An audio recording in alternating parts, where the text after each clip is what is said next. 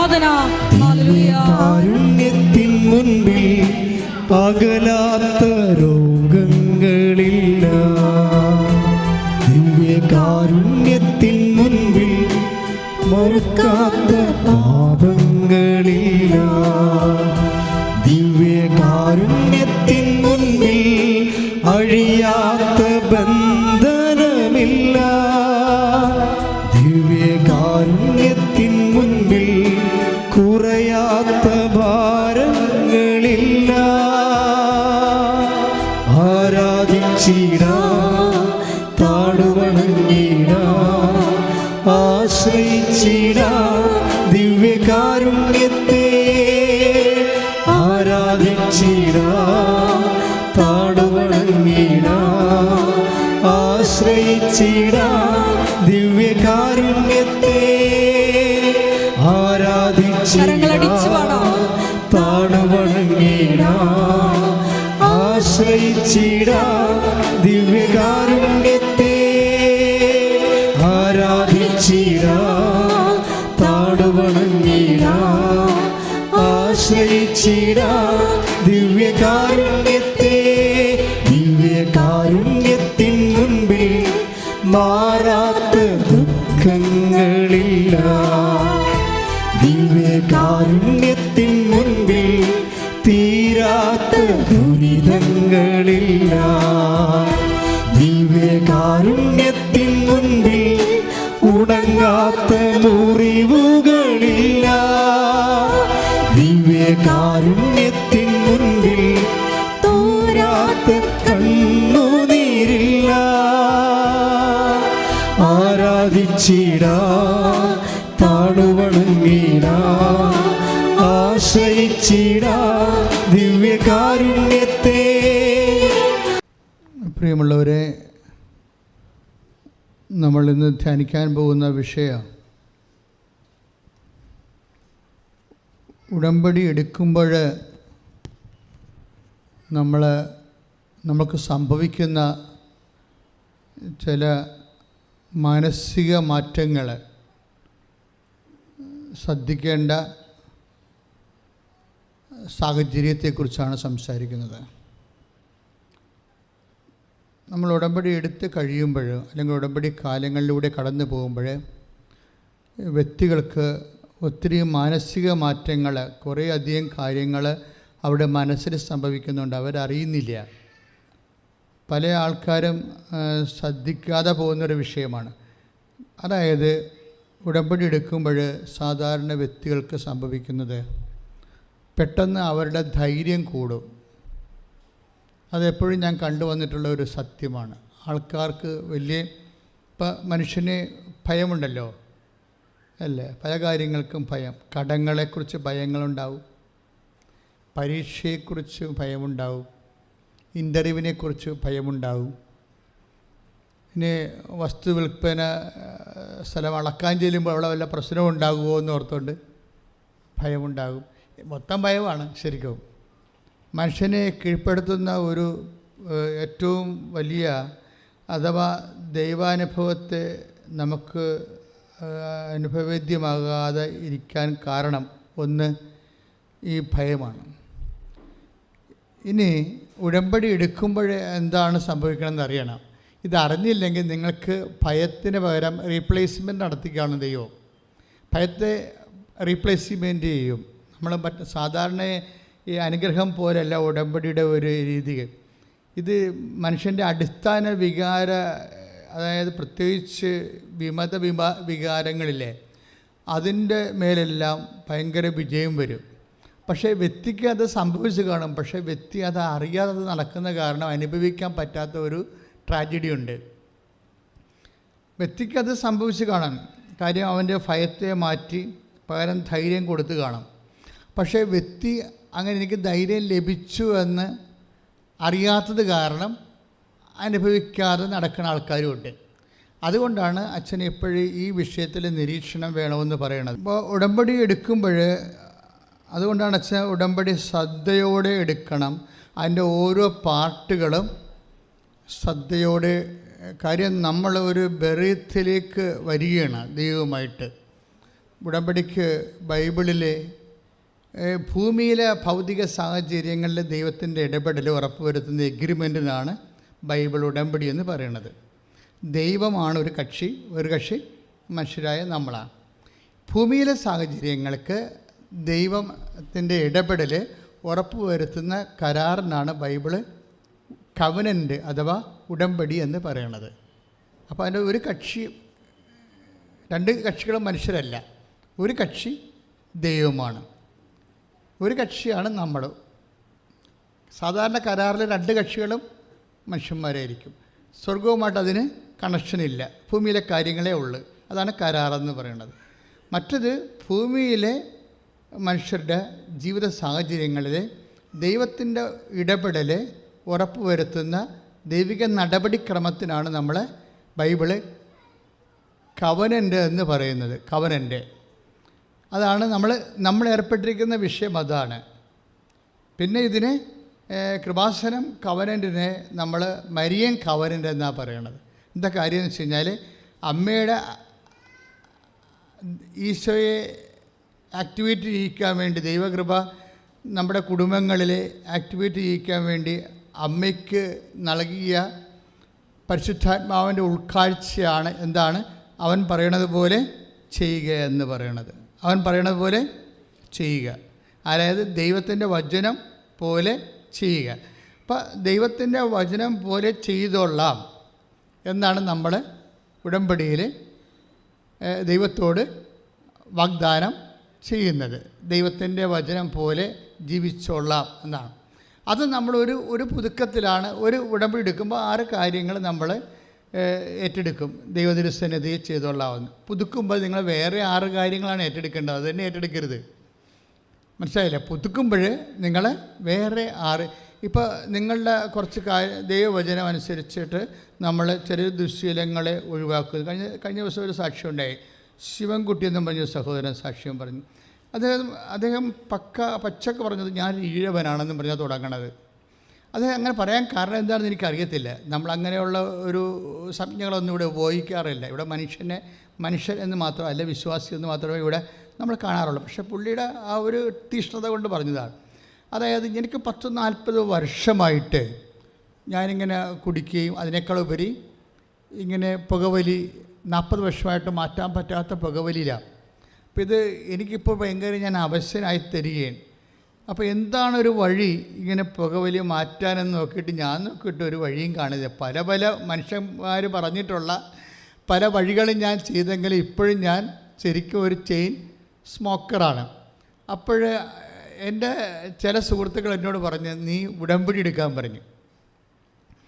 അപ്പോൾ എനിക്ക് ഉടമ്പടി എടുക്കുന്നതിന് കുറേ തടസ്സങ്ങളുണ്ട്. കാരണം ഞാൻ ഡൽഹിയിലാണ്, ആലപ്പുഴ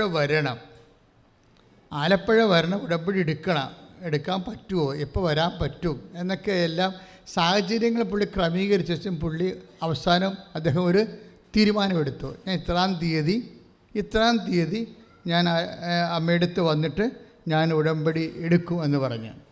അദ്ദേഹം നാട്ടുകാരനായിരുന്നു. ഡൽഹി നമ്മുടെ ഇടുക്കി താമസിച്ച ആൾക്കാർ ഇപ്പോൾ അവിടെ പോയി താമസിക്കുന്നതുകൊണ്ടാണ്. അപ്പോഴേ എടുക്കുമെന്ന് പറഞ്ഞ് പുള്ളി കുളിക്കാൻ കയറി. അന്ന് വരാൻ ഉദ്ദേശിക്കണില്ല, അടുത്ത ആഴ്ച എപ്പോഴെങ്കിലും വരാനാണ് പുള്ളി ഉദ്ദേശിക്കണത്. കുളിക്കാൻ കയറിയോടുകൂടി ഷവർ ഓൺ ചെയ്തപ്പോൾ തന്നെ പെട്ടെന്ന് കറണ്ട് അടിച്ചതുപോലെ പുള്ളിയുടെ ഉള്ളിലേക്ക് ഒരു ശക്തി കടന്നുപോയി. അതാണ് അദ്ദേഹം പറയണത്. പിന്നീട് ഞാൻ ഇന്ന് വരെ വലിച്ചിട്ടില്ലെന്നാണ്.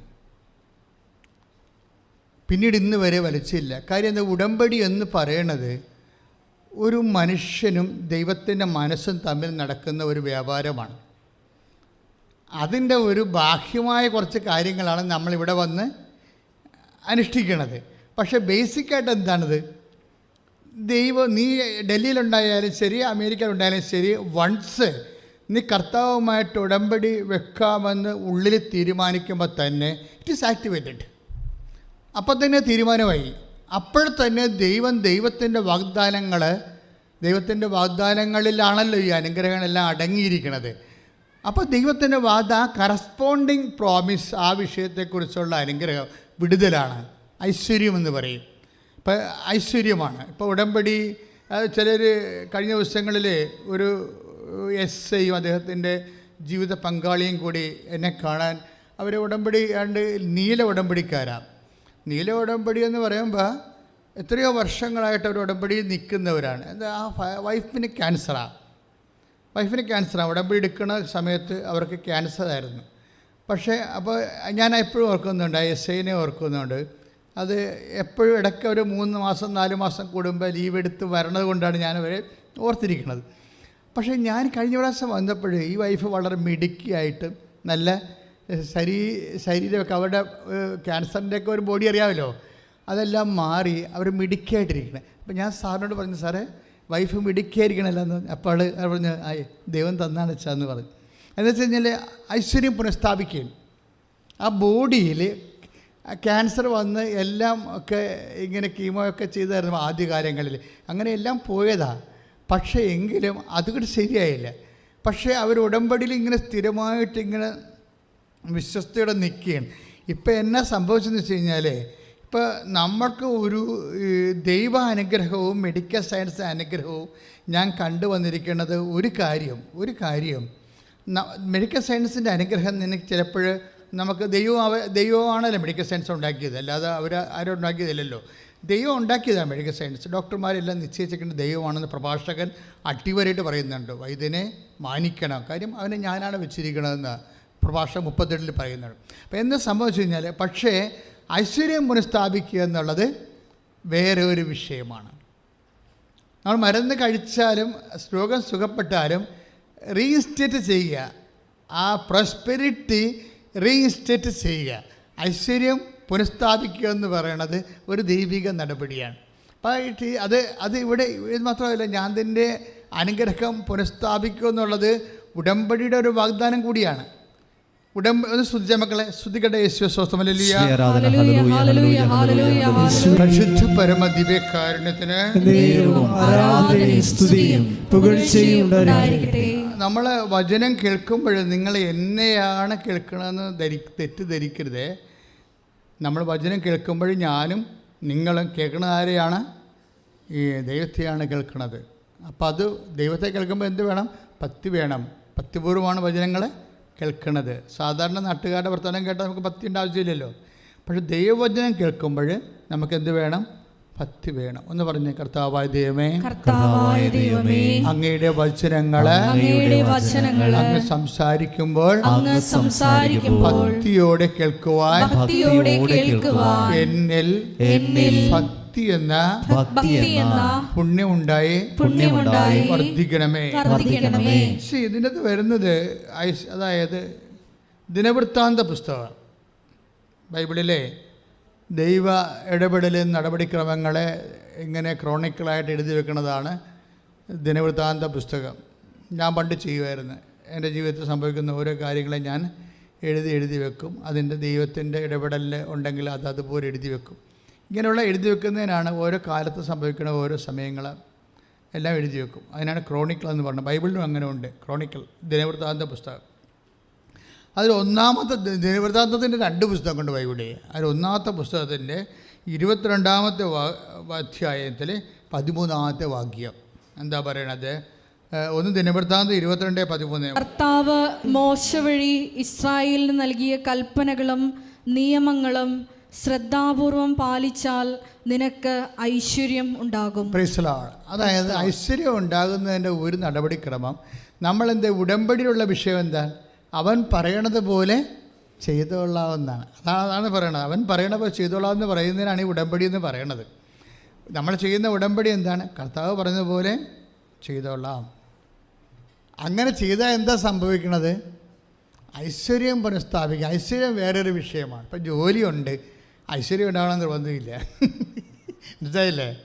അത് നിങ്ങളെ ഇപ്പോൾ ഒരു ചെറുക്കനെ ഒരു കല്യാണം കഴിക്കണമെന്ന് വിചാരിച്ചു, കല്യാണം കഴിക്കാം, പക്ഷേ ഐശ്വര്യം ഉണ്ടാവണമെന്ന് നിർബന്ധമില്ല. അത് വേറൊരു സബ്ജക്റ്റാണത്. അത് ഭയങ്കര സീരിയസ് ആണ്. അതായത് അനുഗ്രഹത്തിന് അഭിഷേകം പോലെയാണ് നമ്മുടെ ഭൗതിക സാഹചര്യങ്ങൾക്ക് ഐശ്വര്യം ഉണ്ടാകണത്. ദൈവം ഐശ്വര്യം എന്നേ പറയത്തുള്ളൂ. ഐശ്വര്യം എന്ന് പറയുമ്പോൾ അനുഗ്രഹം മാത്രമല്ല, പിന്നെന്താണ്? അത് സന്തോഷത്തോടെ അനുഭവിക്കാനുള്ള യോഗ്യത കൂടിയുണ്ട്. അതാണ് ഐശ്വര്യം എന്ന് ചേർക്കണത്. നമുക്ക് വേണ്ടത് ശരിക്കും പറഞ്ഞാൽ ഐശ്വര്യമാണ് വേണ്ടത്.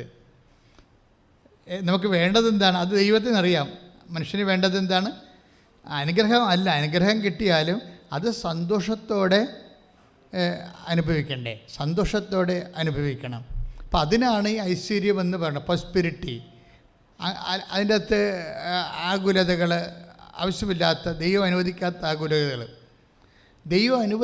ആകുലതകൾ, അനുവദിക്കുന്ന ആകുലതകൾ നമുക്ക് കുഴപ്പമില്ല. അത് കുറച്ച് കഴിയുമ്പോൾ നന്മയ്ക്കായിട്ട് മാറും. ദൈവം അനുവദിക്കാത്ത ആകുലത ലോകത്തിൻ്റെ അരൂപി കൊണ്ട് ഉണ്ടാക്കുന്നതാണ്. അതിന് ബ്ലോക്ക് ചെയ്യണം നമ്മൾ. അതാണ് പ്രശ്നം. ദൈവം അനുവദിക്കാത്ത ഐശ്വര്യത്തിന് വേണ്ട ഒരു കാര്യം, നടപടിക്രമത്തിൽ ഒന്നെന്താണെന്നറിയാമോ? ദൈവം അനുവദിക്കാത്ത ആകുലതകളെ നമ്മൾക്ക് ബ്ലോക്ക് ചെയ്യണം. കർത്താവിൻ്റെ കൃപ കൊണ്ടത് ബ്ലോക്ക് ചെയ്യണം, ദൈവം അനുവദിക്കാത്ത ആകുലതകൾ. ഇപ്പം നമുക്ക് സന്തോഷമുണ്ട്, ജോലിയുണ്ട്. ഇപ്പോൾ ആ ശിവൻകുട്ടിയുടെ പ്രശ്നം എന്താണ്? അങ്ങർക്ക് മര്യാദക്ക് ജീവിക്കാനുള്ള എല്ലാ ചുറ്റുപാടുമുള്ള ആളാണ്. പിന്നെ എന്താ പറ്റിയിരിക്കണത്? പുകവലി കാരണം അങ്ങർക്ക് തന്നെ മനസ്സിലായി അങ്ങയുടെ ജീവിതം അങ്ങർക്ക് തന്നെ ഒരു ബാധ്യതയാണ്, ഐശ്വര്യമില്ല. പക്ഷേ ഈ മനുഷ്യൻ ഇവിടെ വരുമ്പോൾ എന്ത് സന്തോഷത്തോടെയാണ് വരണത്. ഉടമ്പടി എടുത്തിട്ട് സാക്ഷ്യം പറയുകയാണ്. ഉടനെ സാക്ഷ്യം നേരത്തെ കിട്ടി. എന്നിട്ട് ദൈവത്തോട് പറഞ്ഞ ഉടമ്പടി അദ്ദേഹം എടുക്കാൻ വരികയാണ്. ഇപ്പോൾ ചിലർ വിചാരിക്കുവേ, ഞാൻ മദ്യപാന എൻ്റെ പുകവലി അവസാനിപ്പിക്കാനാണല്ലോ ഉടമ്പടി എടുക്കാൻ തീരുമാനിച്ചത്. ആലപ്പുഴ പോകാതെ തന്നെ ഡൽഹി വെച്ച് തന്നെ ബാത്റൂമിൽ വെച്ച് മാതാവിനെ ഹെൽപ്പ് ചെയ്തു. ഇനി പോകണ്ട, പിന്നെ പോയാൽ മതിയല്ലോ എന്നൊക്കെ വിചാരിച്ച് തട്ടാമുട്ടിയും തരികടയും പറഞ്ഞ് പുള്ളി ഡൽഹി തങ്ങിയില്ല. അവിടെയാണ് പ്രോബ്ലം. അത് പ്രോബ്ലമാണ്. എന്താ കാര്യം? ദൈവം ആ മനുഷ്യനെ ഉടമ്പടി എടുക്കാൻ തീരുമാനിക്കുമ്പോൾ തന്നെ ആ മനുഷ്യനെ അനുഗ്രഹിക്കാൻ കാരണം എന്താണ്? ദൈവത്തിന് അദ്ദേഹത്തിനൊരു വിശ്വാസമുണ്ട്. എന്താ കാര്യം? അദ്ദേഹം മുൻകൂർ അനുഗ്രഹിച്ചാലും ഇവിടെ വന്ന് ഉടമ്പടി അദ്ദേഹം എടുക്കുമെന്ന് ഈ ശിവൻകുട്ടിയിലെ കർത്താവ് അങ്ങ് വിശ്വസിക്കുന്നു. അതാണ് വിഷയം. അപ്പോഴാണ് ഒരു പ്രോബ്ലം വരണത്. കാര്യം ദൈവത്തോട് ഇടപെടുമ്പോൾ പൊട്ടങ്കളിയുമായിട്ട് ഇരുന്ന് കഴിഞ്ഞാൽ ഇനി കിട്ടാനുള്ള കിട്ടിയാലേ ഇനിയിപ്പോൾ പിന്നെ ആട്ടെ എന്ന് പറയും. കഴിഞ്ഞ ഒരു ദിവസം ചേച്ചി, അതായത് ഞാൻ എൻ്റെ കുഞ്ഞിനെ കൊണ്ടുപോയപ്പോൾ അതിന് എപ്പിലെപ്സി, അവൻ മരിച്ചു പോകുമെന്ന് ഡോക്ടർ പറഞ്ഞു. ഡോക്ടർ എന്നോട് പറഞ്ഞില്ല, എൻ്റെ അനിയത്തിയോട് മാറ്റി നിർത്തി പറഞ്ഞു, കൊച്ചിനെ നോക്കണ്ട കേട്ടോ എന്ന് പറഞ്ഞു. കൊച്ചിനെ നോക്കണ്ടെന്ന് പറഞ്ഞു.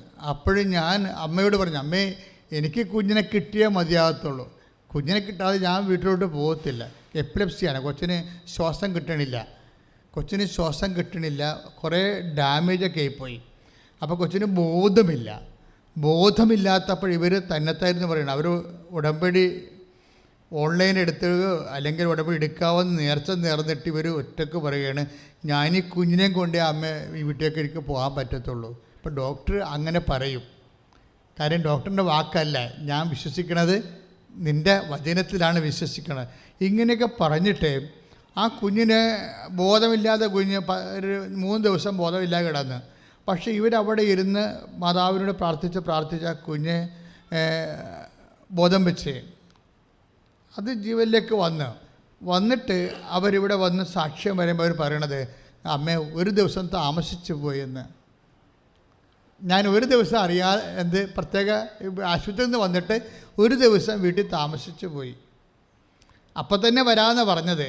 എൻ്റെ അമ്മ ഈ കുഞ്ഞിൻ്റെ കണ്ണ് തുറന്നാൽ ഞാൻ ഈ കുഞ്ഞിനെ വാരിയെടുത്തുകൊണ്ട് ഇപ്പം തന്നെ വരാമെന്ന് പറഞ്ഞ അമ്മയെടുത്ത് സാക്ഷ്യം പറയാൻ. പക്ഷേ ഒരു ദിവസം താമസിച്ചു പോയി. പക്ഷേ എന്നാലും ആ ആത്മാർത്ഥത നിലനിൽക്കുന്നുണ്ട് അവിടെ. ഇതെച്ചാൽ ദൈവവുമായിട്ടൊരു വ്യക്തി ആയതുകൊണ്ടാണ് ആൾക്കാർ നിങ്ങൾ സംസാരിക്കുമ്പോൾ സാക്ഷ്യം പറയുമ്പോൾ മനസ്സിലാകും.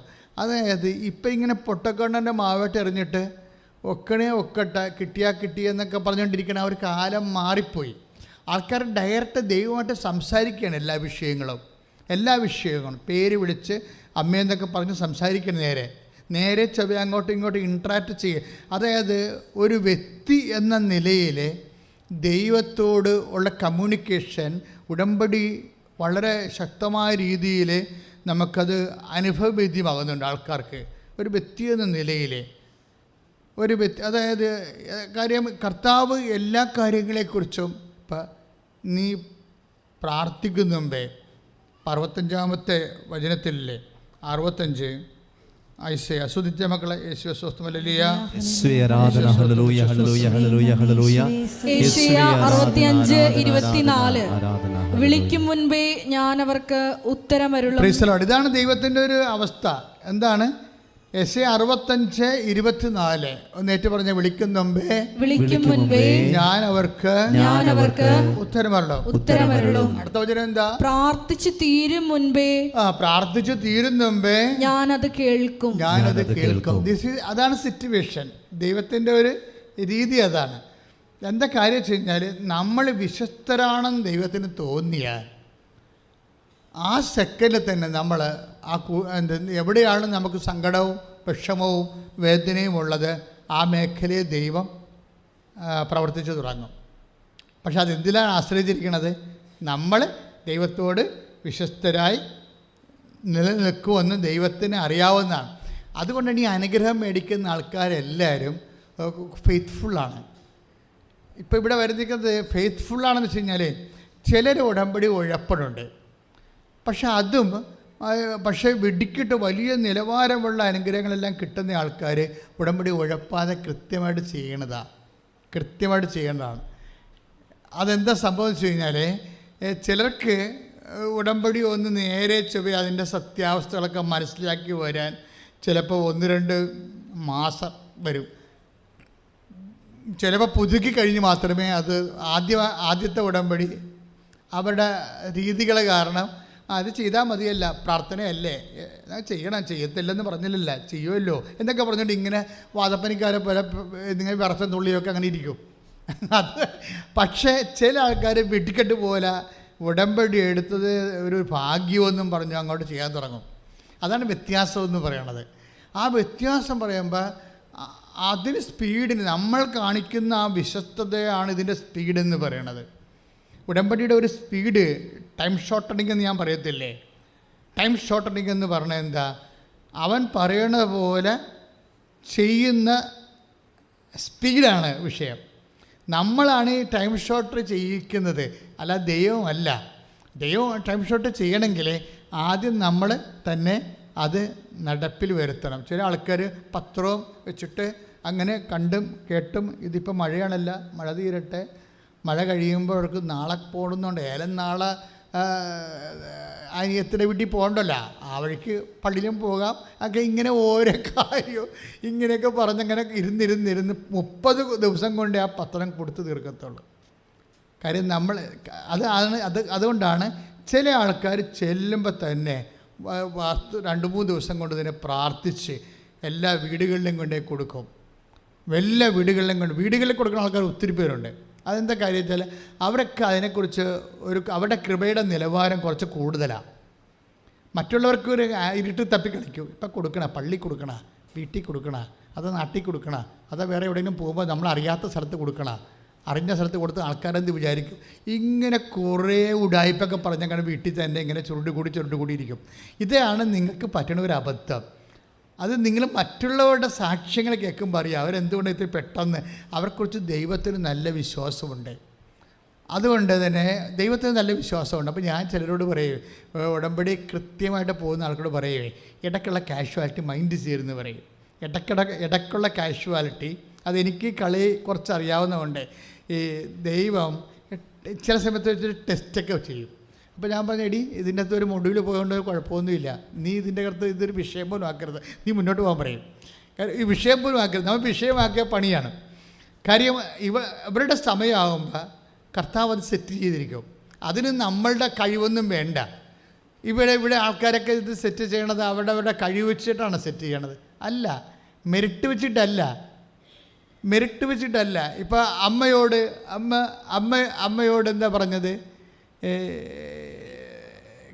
കൃപ നിറഞ്ഞവളെ സ്വസ്തി, കർത്താവ് നിന്നോട് കൂടെ. അപ്പം തന്നെ ഉടമ്പടിയായി. കൃപ നിറഞ്ഞവളെ സ്വസ്തി. ഇപ്പം ലൂക്ക 1:28 അത് ഉടമ്പടിയാണ്. ദൈവം അമ്മയോട് ചെയ്യുന്ന ഉടമ്പടിയാണ്. എന്താണ്? കർത്താവ് നിന്നോട് കൂടെ എന്ന് വെച്ചാൽ ഉടമ്പടിയുടെ ഒരു സംഭവം പ്രസൻസാണ്. ആദ്യം അനൗൺസ് ചെയ്യുന്ന പ്രസൻസാണ്. ഉടമ്പടിയിൽ ചെയ്യുമ്പോൾ ഓരോ വ്യക്തികൾ ഉടമ്പടി ചെയ്യുമ്പോൾ ഇതിന് കുറേ അധികം ആദ്യം ഇപ്പം നമ്മൾ ഒരു നാട്ടിൽ റോഡ് ഒരു കറണ്ട് വരികയാണെങ്കിൽ അല്ലെങ്കിൽ വെള്ളം വരികയാണെങ്കിൽ ആദ്യം എന്താ വരണത്? വഴി അല്ലെങ്കിൽ റോഡ് വരും അല്ലേ? എന്നിട്ടാണ് പിന്നെ വെള്ളമൊക്കെ ആ റോഡിൻ്റെ സൈഡിൽ കൂടി വെള്ളവും ഫോണൊക്കെ വരും, കേബിളൊക്കെ വരും. ആദ്യം വന്നത് എന്താ? റോഡാണ് വരണത്. വികസനത്തിൻ്റെ ആദ്യമായിട്ട് വരണത് എന്താണ്? റോഡ്. പിന്നെ അതിൻ്റെ കൂടെ എവിടെയെങ്കിലും തോടൊക്കെ ഉണ്ടെങ്കിൽ പാലം. ഇത്തരം സാധനം വന്നിട്ടാണ് പിന്നീട് കറണ്ടൊക്കെ വരണത് അല്ലെങ്കിൽ കേബിൾ വരണത്. അതിൻ്റെ സെക്കൻഡ് ഫേസിലാണ്. അപ്പോൾ ഉടമ്പടി ചെയ്യുമ്പോൾ ആദ്യം വരണത് എന്താ? പ്രസൻസാണ്. അതെപ്പോഴും അറിഞ്ഞ്. അതുകൊണ്ടാണ് നിങ്ങൾ ഉടമ്പടി എടുത്തു കഴിയുമ്പോൾ ശ്രദ്ധിക്കണമെന്ന് പറയാൻ കാര്യം. ഉടമ്പടിയുടെ പാക്കേജിലും പ്രോമിസിലും ഉള്ളതാണ് പ്രസൻസ്. എന്താണ്? ഞാൻ നിങ്ങളുടെ കൂടെ വരും. ഇതാണ് ഈ ആൾക്കാർക്ക് ധൈര്യമൊക്കെ വരുന്നത്. പെട്ടെന്ന് ധൈര്യമൊക്കെ വരത്തില്ലേ ചില ആൾക്കാർക്ക്. കഴിഞ്ഞ ദിവസം ഞാനൊരു സാക്ഷ്യം പറഞ്ഞില്ലേ, ആ ചേട്ടത്തി എന്താ ചെയ്തിരിക്കണത്? ഉടമ്പടി എടുത്ത് വീട്ടിൽ ചെന്നപ്പോൾ ഉടനെ മുഖ്യമന്ത്രിക്ക് വിളിക്കുകയാണ്. എന്താ കാര്യം? മുഖ്യമന്ത്രിക്ക് മുഖ്യമന്ത്രി വിളിച്ചേ? മുഖ്യമന്ത്രി എടുക്കണില്ല. ഞാൻ കഴിഞ്ഞ ആഴ്ച സാക്ഷ്യം പറഞ്ഞായിരുന്നു, കേട്ടില്ലേ? മുഖ്യമന്ത്രി എടുക്കണില്ല. വകുപ്പ് മന്ത്രിക്ക് വിളിച്ചേ? വകുപ്പ് മന്ത്രി എടുത്ത്. എന്താണ്? ആരാണ്? സാറേ 27 കൊല്ലമായി ഞങ്ങൾ ഇവിടെ നിന്ന് അറിയിക്കുന്നത്. ഇത് വല്ല സമാധാനം ഉണ്ടാക്കുമോ? അതോ ഞങ്ങൾ കോടതിയിൽ പോണ? ആൾ മാറി, വിഷയം മാറി. ഇത്രയും നാൾ ഈ ധൈര്യം എവിടെ പോയി? അവരുടെ സ്ഥലമെടുത്ത് ഗവൺമെൻറ് 17 കൊല്ലം 27 കൊല്ലമായി 27 വീട്ടുകാർ വഴിയാധാരമായി. ആ സ്ഥലം ഗവൺമെൻറ് എടുക്കണമില്ല. അവർക്ക് അവിടെ നിന്ന് മാറി താമസിക്കാൻ പറ്റണമില്ല. കുറേ ആൾക്കാർ പെട്ട വിലക്ക് അത് വിറ്റിട്ട് താഴെ പോയി വേറെ സെൻറ്റൊക്കെ വാങ്ങിച്ച് താമസിക്കുകയാണ്. ഇവർ 6 വീടുകാരായി. ബാക്കി 27 വീട്ടിൽ 6 വീടേ ഇപ്പോൾ അവശേഷിക്കുന്നുള്ളൂ മലമുകളിൽ. അപ്പോൾ മറ്റവരൊക്കെ ഇറങ്ങിപ്പോയപ്പോൾ അവിടെ കാടൊക്കെ പിടിച്ച് പിന്നെയും കാട്ടുമൃഗങ്ങളൊക്കെ വന്ന് ജീവിക്കാൻ പറ്റണില്ല. ആ ഗവൺമെൻറ് എടുക്കത്തില്ല. ആ പ്രോജക്റ്റ് ഗവൺമെൻറ് ഒമിറ്റ് ചെയ്ത് അവോയ്ഡായി. അപ്പോൾ ഇവരെന്താ ചെയ്തത്? അവർ വന്ന് ഉടമ്പടി ചെയ്തു അമ്മേ ഞങ്ങളുടെ അവസ്ഥ ഇതാണ്, എന്തെങ്കിലും ചെയ്യാതെ പറ്റത്തില്ലെന്ന് പറഞ്ഞു. ഇവർ നേരെ ഉടമ്പടി ചെയ്ത് വീട്ടിൽ കണ്ണൂർ താമരശ്ശേരി ചെന്ന് വെച്ച് പെട്ടെന്ന് വിളിക്കണത് മുഖ്യമന്ത്രിയെ വിളിക്കുകയാണ്. അത്രയും നാൾ മുഖ്യമന്ത്രിയോടെ വിളിക്കണമെന്നുള്ള ചിന്ത അവിടെ നിന്ന് പോയി. അപ്പം മുഖ്യമന്ത്രി എടുത്തില്ല. ഉടനെ പറഞ്ഞ് വകുപ്പ് മന്ത്രി വിളിച്ചേ? അവിടെ ആരാണ്? അന്ന് മണിസാറായിരുന്നു. ഉടനെ വിളിച്ചേ, സാറേ ഞങ്ങളുടെ അവസ്ഥ ഇതാണ്. അപ്പോൾ പറഞ്ഞ് നിങ്ങളിങ്ങോട്ട് വരാൻ പറഞ്ഞ്. ഞങ്ങൾക്ക് ഇപ്പോൾ കോവിഡാണ്, എങ്ങനെ വരുമെന്ന് ചോദിക്കും. ഇപ്പോൾ കോവിഡാണ്, ഞങ്ങൾക്ക് വരാൻ പറ്റും, സാർ കാണാൻ പറ്റത്തില്ലല്ലോ, ആരെങ്കിലും വിടാൻ പറഞ്ഞു. ആരെയും വിട്ട് കഴിഞ്ഞപ്പോൾ ഉടനെ ചെയർമാനെ വിളിച്ച് സെറ്റായി പറഞ്ഞ് ഗവൺമെൻറ് പ്രോജക്റ്റ് ഒഴിവാക്കിയതാണെന്ന് പറയും. അപ്പോൾ ഉടനെ പറയാം, അവർ പറഞ്ഞ കേട്ടില്ലേ, അവർ കേസിന് പോകുന്നതാണ് പറയണത്. അങ്ങനെ കേസിന് പോയി കഴിഞ്ഞാൽ എനിക്ക് ജനപ്രതിനിധി രീതിയിൽ അവിടെ കൂടെ നിൽക്കാൻ പറ്റത്തുള്ളൂ. സമാധാനം ഇപ്പോൾ ഉണ്ടാക്കണത് 3 ദിവസത്തിനുള്ളിൽ ആ സ്ഥലം വിറ്റ് മാറ്റണതാണ്. ഗവൺമെൻറ് എടുക്കുകയാണ്. 3 ലക്ഷം രൂപക്കാണ് ഗവൺമെൻറ് എഗ്രി ചെയ്തിട്ട് എടുക്കാതിരിക്കുന്ന സ്ഥലമാണ്. ഇപ്പോൾ ഏക്കറിന് 37 ലക്ഷം രൂപ വെച്ചാണ് ഗവൺമെൻറ്. അത് വെറും ഒരാഴ്ചക്കുള്ളിൽ ഇത്രയും കാര്യം നടന്നതാണ്. ഒരാഴ്ചക്കുള്ളിൽ ഇതിനകത്ത് ഈ സാക്ഷ്യത്തിൽ വരുന്ന വിഷയങ്ങൾ എന്തൊക്കെയാണ്? 1, മേജർ സബ്ജക്റ്റ്. ഉടമ്പടി കൈകാര്യം ചെയ്യുന്ന ഹെവി ഡ്യൂട്ടി വിഷയങ്ങളാണ്. 1-2 പെട്ടാലും നിങ്ങൾ ഓർക്കണം, ഇതെല്ലാം നിങ്ങളുടെ ആസ്തി ഭദ്രതയായിട്ട് മാറുകയാണ്. നിങ്ങളിപ്പോൾ കർത്താവിന് വേണ്ടി കുറേ കഷ്ടപ്പെടുന്നില്ലേ? രാവിലെ വെളുപ്പിന് കഴിഞ്ഞ ദിവസങ്ങൾ കുമളിയിൽ നിന്നൊരു രോഗി ഇവിടെ വന്ന് ഭാര്യയും ഭർത്താവുമായിട്ട് മക്കളൊക്കെ വന്നപ്പോൾ ഞാൻ ചോദിച്ചു എപ്പോൾ ഇറങ്ങിയെന്ന് ചോദിച്ചു. പറഞ്ഞു 3 മണിക്ക് ഇറങ്ങി വെച്ചാന്ന് ചോദിച്ചു. ഭയങ്കര മഴയായിരുന്നു വെച്ചാന്ന്. 3 മണിക്ക് ഇറങ്ങി. അപ്പോൾ ഇവിടെ 7:15 വന്ന് കുർബാന കൂടാൻ ഒത്തിയെന്ന് പറയും. 7:15 വന്ന് കുർബാന കൂടാനൊത്ത്. ആ വർത്തമാനത്തിലൊക്കെ കുറേ സാധനങ്ങളുണ്ട്. അതാണ് എൻ്റെ പ്രശ്നം. 7:15 വന്നു. പിന്നെന്താ പറയണത്? കുർബാന കൂടാൻ ഒത്തു. അത് വലിയ ഒരു കാര്യമായിട്ടാണ് അവർ പറയണത്. കുർബാന കൂടാൻ ഒത്തില്ലെങ്കിൽ ഇന്ന് കുർബാന കൂടിയില്ല എന്നും പറഞ്ഞുകൊണ്ട് അതിൽ വല്ല കുഴപ്പമില്ലെന്നും പറഞ്ഞിരിക്കുന്ന ആൾക്കാരുണ്ട്. ഇവിടേക്കാണ് പണി മേടിക്കണത്. അവരെന്താ പറയണത്? 7:15 വന്നു. പിന്നെന്താ പറയണത്? കുർബാന കൂടാൻ ഒത്തു എന്ന് പറയണത് അത് അവരും ദൈവവും തമ്മിലുള്ള ഒരു ബന്ധത്തിൻ്റെ വിഷയമാണ്. കുർബാന കൂടില്ല, കുഴപ്പമില്ല, ഉടമ്പടി എടുക്കാൻ ഒത്തല്ല എന്ന് പറയണതാണ് സാധാരണ ആൾക്കാർ പറയണത്. കുർബാന നമ്മുടെ പള്ളിയിലും ഉണ്ടല്ലോ, എപ്പോഴെങ്കിലും കൂടിയാൽ മതിയല്ലോ എന്നൊക്കെ വിചാരിക്കും. അങ്ങനെയല്ല. ഇവർക്കൊക്കെ ഒരു ആന്തരിക ബന്ധമുണ്ട് ദൈവവുമായിട്ട്. ആന്തരിക ബന്ധം ദൈവമായിട്ട് നമുക്ക് വേണ്ടത് വ്യക്തിബന്ധമാണ്. പക്ഷേ ബരിദ് എന്ന് പറയുന്ന അച്ഛൻ പറഞ്ഞില്ല, ഉടമ്പടി എന്ന് പറയുന്ന ഹീബ്രു വാക്കിന് റിലേഷനാണ്. പക്ഷേ ഈ റിലേഷൻ എന്ന് പറയണത് എന്താണ്? നമുക്ക് എല്ലാവരും ആയിട്ട് റിലേഷനൊക്കെ ഉണ്ടാവും അല്ലേ? പക്ഷേ ചില റിലേഷൻ കമ്മിറ്റഡ് ആയിട്ടുള്ള ഫസ്റ്റ് ഹാൻഡ് റിലേഷനാണ്. നിങ്ങൾ അമ്മയും മകൾക്കും തമ്മിലുള്ള റിലേഷൻ എന്താണ്? ഫസ്റ്റ് ഹാൻഡ് റിലേഷൻ അല്ലേ? സെക്കൻഡ് ഹാൻഡ് റിലേഷനുണ്ട് അല്ലേ? അത് അമ്മയുടെ അനിയത്തിൻ്റെ കസിൻസ് സെക്കൻഡ് ഹാൻഡ് റിലേഷനാണ്. പിന്നെ അങ്ങനെ പോകും. ദൈവവും നിങ്ങളും തമ്മിലുള്ള റിലേഷൻ എന്താ? ഫസ്റ്റ് ഹാൻഡാണോ സെക്കൻഡ് ഹാൻഡാണോ? അതൊരു സീരിയസ് ആണ്. അങ്ങനെ ചിന്തിക്കണം. കാര്യം ഇത് വ്യക്തിയല്ലേ, വ്യക്തിയുമായിട്ടല്ല നമ്മൾ ഉടമ്പടി ചെയ്യണത്. അപ്പോൾ റിലേഷൻ എൻ്റെ കപ്പാസിറ്റി നോക്കണം. റിലേഷൻ ഇപ്പോൾ കുടുംബ പ്രാർത്ഥന നമ്മൾ നടത്തിയില്ലെങ്കിൽ നാളെ മറ്റോ നടത്താം, അല്ലെ വെളുപ്പിന് എഴുന്നേറ്റ് ചെല്ലാം എന്ന് പറയണത് എന്താണ്? ഒരു കസ്റ്റം, ഒരു ആചാരം, ഒരു അനുഷ്ഠാനം, ഒരാത്മീയ അനുഷ്ഠാനം. അതെപ്പോഴെങ്കിലും അതിൻ്റെ കടമ, അതിൻ്റെ ചടങ്ങ് നിർവഹിക്കണം എന്ന് പറയണതാണ്. ദൈവത്തെ ഒരു ചടങ്ങിൻ്റെ രീതി കൊണ്ടുവരുമ്പോൾ കൃപാപ്രാർത്ഥന നടന്നില്ലെങ്കിൽ നാളെ ഇനി വല്ല പട്ടിയാവെല്ലാം കടിച്ചാൽ എന്ത് ചെയ്യുമെന്ന് ചോദിച്ചുകൊണ്ട് പേടിച്ചിട്ട് കൃപാപ്രാർത്ഥന ചെയ്യുന്ന ആൾക്കാരുണ്ട്. ഇത് റിലേഷൻ്റെ പ്രശ്നമാണിത്, അതൊന്നും അല്ല പ്രശ്നം. നിങ്ങളെ കൃപാപ്രാർത്ഥന നടത്തില്ലെങ്കിൽ നാളെ വണ്ടി ഇടിക്കാൻ പോകണമെന്ന് അതൊന്നുമില്ല. അതൊക്കെ ചുമ്മാ ആൾക്കാർ തന്നെത്തായിരുന്നു പേടിക്കുകയാണ്.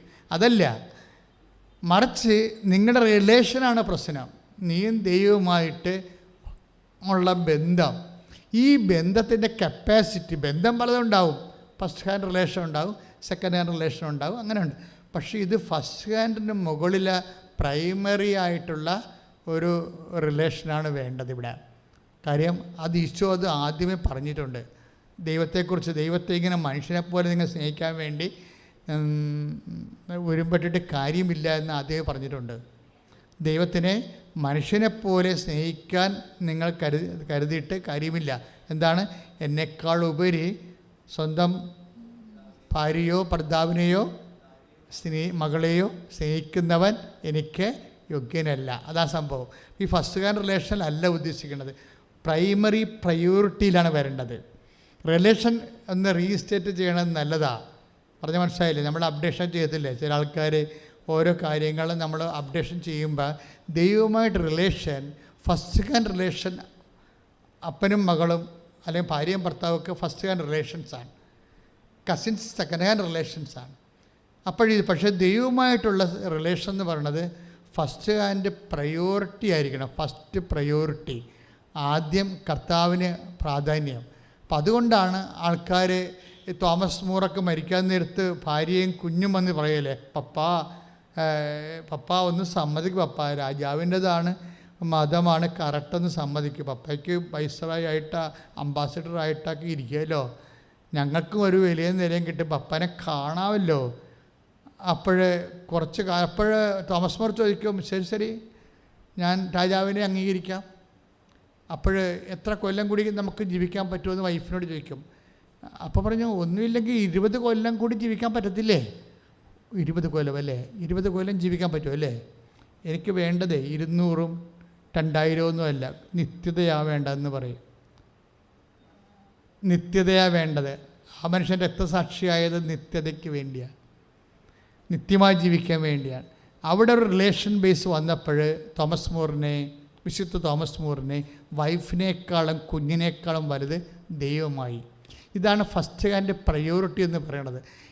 നിങ്ങൾ ഉടമ്പടി എന്താ, ഞാനിത് ഇവിടെ പറയാൻ കാര്യം വെച്ചാൽ ഉടമ്പടി ഒരു പേഴ്സൺ ടു പേഴ്സൺ ബൈലാറ്ററൽ എഗ്രിമെൻ്റാണ്. ആ ഒരു ബോധം ഉണ്ടാണ്.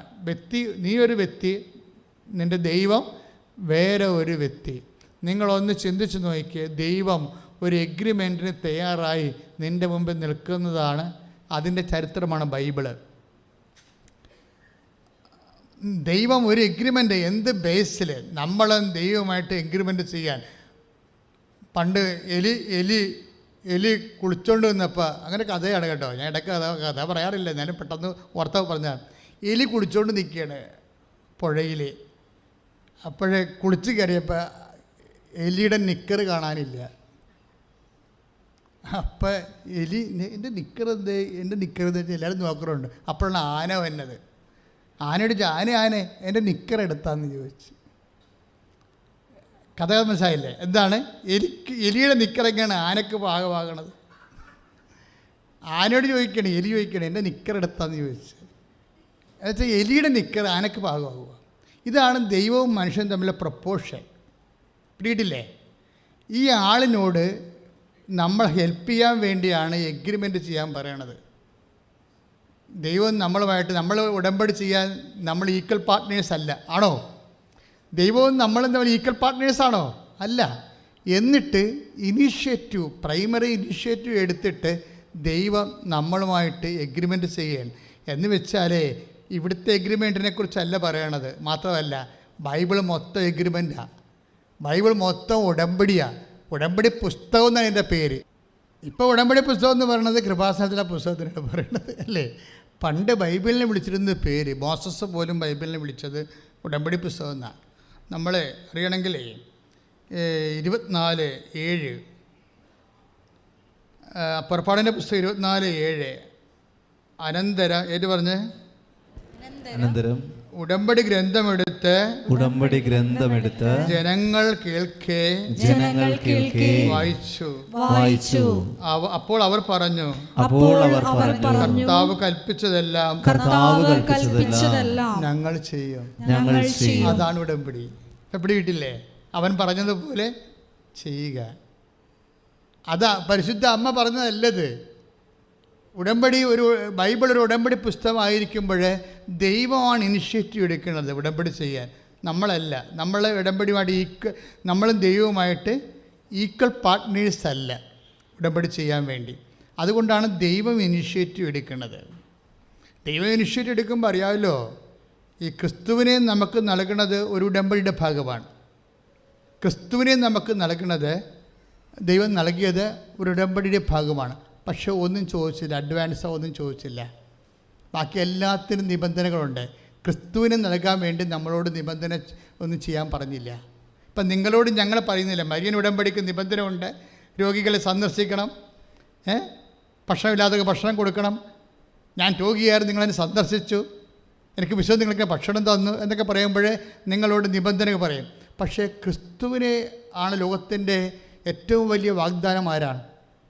ദൈവപിതാവിൻ്റെ ഏറ്റവും വലിയ വാഗ്ദാനം എന്താണ്? ക്രിസ്തുവാണ്. പക്ഷെ ക്രിസ്തുവിനെ നമുക്ക് ചെയ്യാൻ വേണ്ടി ദൈവം ഉടമ്പടി ചെയ്യുമ്പോഴേ ദൈവം ഒരു നിബന്ധനയും ചെയ്യാൻ പറഞ്ഞിട്ടില്ല. അത് ഫ്രീ ഗിഫ്റ്റാണ്, കംപ്ലീറ്റ് ഫ്രീ ആണ്. കാര്യം എന്തുകൊണ്ടാണ്? ക്രിസ്തുവിന് വില വെക്കാൻ നമുക്ക് പറ്റത്തില്ല. നമ്മൾ എന്ത് കൊടുക്കും വിലയായിട്ട്? അവൻ്റെ വിശുദ്ധമായ രക്തത്താൽ ലോകരാശിയെ വീണ്ടെടുക്കാൻ വേണ്ടി പോകുമ്പോൾ അതിന് എന്ത് വില കൊടുക്കും? അതുകൊണ്ട് നമ്മളോട് നിബന്ധനകളില്ല. നിബന്ധനകളില്ലാത്ത ഒറ്റ ഉടമ്പടിയേ ഉള്ളൂ. ദൈവം ദാവീദിനോട് ചെയ്ത ഉടമ്പടിയാണ്. അവിടെ നിബന്ധനകളില്ല. ഐസായിലൂടെയാണ് അത് വെളിപ്പാക്കുന്നത്. ഐസായിലൂടെയാണ് ദൈവം ദാവീദിനോട് ക്രിസ്തുവിനെ ലോകത്തിന് കൊടുക്കുന്ന ഉടമ്പടി ചെയ്യണത്. അതുകൊണ്ടാണ് ക്രിസ്തുവിനെ ദാവീദിനെ പുത്രനൊക്കെ വിളിക്കുന്നത്. അതിൻ്റെ കാരണം അതാ. 2 സാമുവേൽ 7, അതായത് 12 തൊട്ട് വായിക്കാം. 2 സാമുവേൽ 7:12 ദിനങ്ങൾ തികഞ്ഞു, നീ പൂർവികരോട് ചേരുമ്പോൾ നിൻ്റെ ഔരസപുത്രനെ ഞാൻ ഉയർത്തി അവൻ്റെ രാജ്യം സുസ്ഥിരമാക്കും. ഔരസപുത്രൻ ആരാണ്? സോളമനാണ്. സോളമൻ്റെ രാജ്യം സുസ്ഥിരമാക്കുന്നതിനെക്കുറിച്ചാണ് പറയണത്. എന്നിട്ട് പിന്നെ 13 പറയുന്നത് എന്താണ്? അവൻ നിനക്ക് ആലയം പണിയും, അവൻ്റെ രാജസിംഹാസനം എന്നേക്കും സുസ്ഥാപിതമായിരിക്കും. Praise the lord. സോളമൻ്റെ രാജസിംഹാസനം സുസ്ഥാപിതമായില്ല. ജെറോവാം ജക്കോവാം എന്നും പറഞ്ഞ് 2 മക്കൾ ജനിച്ചിട്ട് തമ്മിലടിച്ച് ഇസ്രായേലും യൂദയാൻ 2 രാജ്യങ്ങളുണ്ടായിരുന്നു. അന്യാധീനപ്പെട്ടു പോവുകയാണ് ചെയ്തത്. പക്ഷേ കർത്താവ് അത് താഴെ നിൻ്റെ കുടുംബവും രാജ്യത്വവും എൻ്റെ മുമ്പിൽ സുസ്ഥിരമായിരിക്കും, നിൻ്റെ സിംഹാസനം എന്നേക്കും നിലനിൽക്കാം. അതായത് 16-ാമത്തെ വചനം 2 സാമുവേൽ 7:16 വായിച്ചോളൂ. നിന്റെ കുടുംബവും രാജ്യത്വവും എൻ്റെ മുമ്പിൽ സ്ഥിരമായിരിക്കും, നിന്റെ സിംഹാസനം എന്നേക്കും നിലനിൽക്കും. ഇതാണ് ലൂക്ക 1:32 അമ്മയോട് മാലാഖ പറയണത്. സ്തുതിക്കട്ടെ ഹല്ലേലൂയ ഹല്ലേലൂയ. അത്യുന്നതന്റെ പുത്രൻ എന്ന് വിളിക്കപ്പെടും. അവന്റെ പിതാവായ ദാവീദിന്റെ സിംഹാസനം ദൈവമായ കർത്താവ് അവന് കൊടുക്കും. Price the Lord. അവന്റെ പിതാവായ ദാവീദ്. ഇത് മറിയത്തോട് മാലാഖ പറയുന്ന മംഗളവാർത്തയാണ്. അത് ദാവീദിനോട് ഏലിയ പ്രവാചകൻ വഴി അരുളി ചെയ്ത ക്രിസ്തുവിനെക്കുറിച്ചുള്ള ഉടമ്പടിയുടെ സഫലീകരണം സംഭവിക്കുന്ന മംഗളവാർത്തയിലാണ്. ഞാൻ പറഞ്ഞു വരുന്നത് എന്തെന്നൊക്കെ മനസ്സിലായോ? അതായത് ദൈവം ഉടമ്പടി മാത്രമേ ലോകത്ത് ചെയ്തിട്ടുള്ളൂ. ദൈവവും മനുഷ്യൻ തമ്മിൽ എല്ലാ ഇടപാടുകളും എല്ലാം ഉടമ്പടി ബേസ്ഡാണ്. ഈവൻ ദ ക്രൈസ്റ്റ്, അതായത് ക്രിസ്തു വരെ ഉടമ്പടിയുടെ ഭാഗമാണ്. പക്ഷേ ക്രിസ്തുവിൻ്റെ ഉടമ്പടിക്കുള്ള ക്രിസ്തുവിനെ നമുക്ക് വാഗ്ദാനം ചെയ്യുമ്പോൾ ദൈവം ചെയ്ത എന്താണ്? നിബന്ധന ഒന്നും പറഞ്ഞില്ല. കാരണം എത്ര നിബന്ധന എടുത്താലും ക്രിസ്തുവിനത് പകരമാകാത്തതുകൊണ്ട് ആ ഒറ്റ കാര്യത്തിന് മാത്രമേ നിബന്ധനയില്ലാതെ ഉള്ളൂ. എന്താ പറഞ്ഞാൽ അവൻ്റെ രാജ്യത്തിന് അവസാനമുണ്ടാവുകയില്ല, അതാണ് സുസ്ഥിരമായിരിക്കും. അത് ദാവീദിനോട് പറഞ്ഞതാണ്. ഈ ഉടമ്പടി കേട്ടപ്പോഴാണ് ദാവീദ് ഉടുപ്പ് വരെ ഉരിഞ്ഞ് കളഞ്ഞുകൊണ്ട് വാഗ്ദാന പേടകത്തിൻ്റെ തുള്ളാൻ കാര്യം ഈ ഒറ്റ കാര്യമാണ്. ദാവീദിൻ്റെ സാവോളിൻ്റെ മകള് മിക്കാല, അവളുടെ പേര് ഞാൻ മറന്നുപോയി. പക്ഷേ ഇയാളെ ആഭാസനം എന്ന് വിളിക്കാൻ കാരണം ഇതാണ്. അപ്പോൾ പറയും ഞാൻ ഈ തുള്ളൂടി. അവൾ പറയും, അവളെ മട്ടുപ്പാടെന്ന് പറയും, എന്ത് പോങ്ങനാണ് ഇയാൾ രാജാവല്ലേ, ഇയാൾ തുണിയില്ലാതെ നാട്ടുകാരുടെ മുമ്പ് തുള്ളണോ? അപ്പോഴവൾ കണ്ണു പിടിക്കും മോളിൽ നിന്നുണ്ട്. അപ്പോൾ പറഞ്ഞു നീ പോയെന്ന് പറയുന്നത് ഞാൻ എൻ്റെ കുടുംബത്തിലാണ് രക്ഷകൻ ജനിക്കാൻ പോകുന്നത് കർത്താവ് ഉടമ്പടി ചെയ്തിരിക്കുന്നു. അത് കർത്താവിൻ്റെ വാഗ്ദാനമാണ്. ഞാനൊരു ആട്ടിടയനായിരുന്നു, എന്നിട്ട് എന്നെ കർത്താവ് ഇവിടം വരെ ഉയർത്തിയപ്പോൾ എൻ്റെ കുടുംബത്തിന് അന്ത്യമില്ലാതെ രക്ഷകൻ വരെ എൻ്റെ കുടുംബത്തിൽ ജനിക്കണം. ഞാൻ ഇനിയും ഇങ്ങനെ ആർത്ത് ഉല്ലസിച്ച് ഡാൻസ് ചെയ്യും. ഉടമ്പടി ഒരു ഡാൻസ് ചെയ്യിപ്പിക്കുന്ന ഒരു പ്രാർത്ഥനയാണ്.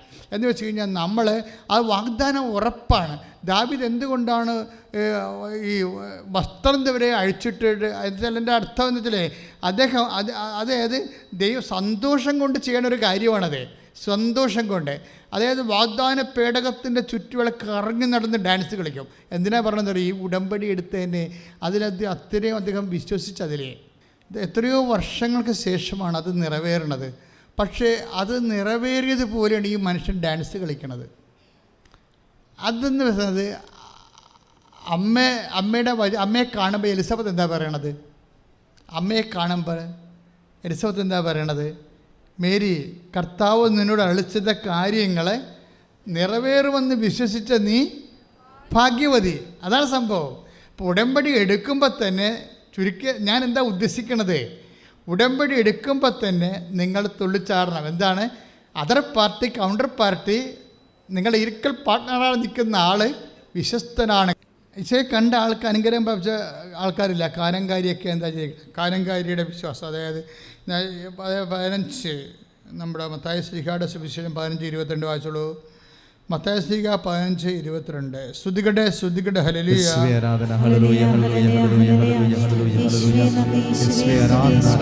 കർത്താവേ, ദാവീദിന്റെ പുത്ര എന്നിൽ കനിയണമേ. കാനങ്കാരി പറയണതാ അല്ലേ? എന്നാ സംഭവിച്ചിരിക്കണത് അവൾക്ക്? വായിച്ചോളൂ.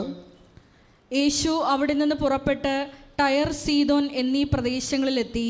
അപ്പോൾ ആ പ്രദേശത്തു നിന്ന് ഒരു കാനാൻകാരി വന്ന് കരഞ്ഞപേക്ഷിച്ചു, കർത്താവേ, ദാവീദിന്റെ പുത്ര എന്നിൽ കനിയണമേ, എൻ്റെ മകളെ പിശാച് ക്രൂരമായി ബാധിച്ചിരിക്കുന്നു.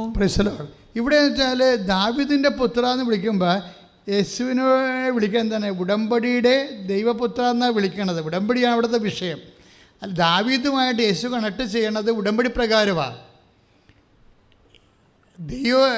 യേശുവിനെ ലോകത്തിലേക്ക് പാപത്തിൻ്റെ പരിഹാരമായി അയക്കാൻ പോകുന്നത് യൂദയ വംശത്തിലാണ്, ദാവീദിൻ്റെ ഗോത്രത്തിലാണ് എന്ന് പറയണത് ഏലിയ പറയണത് ദാവീദിനോടാണ്.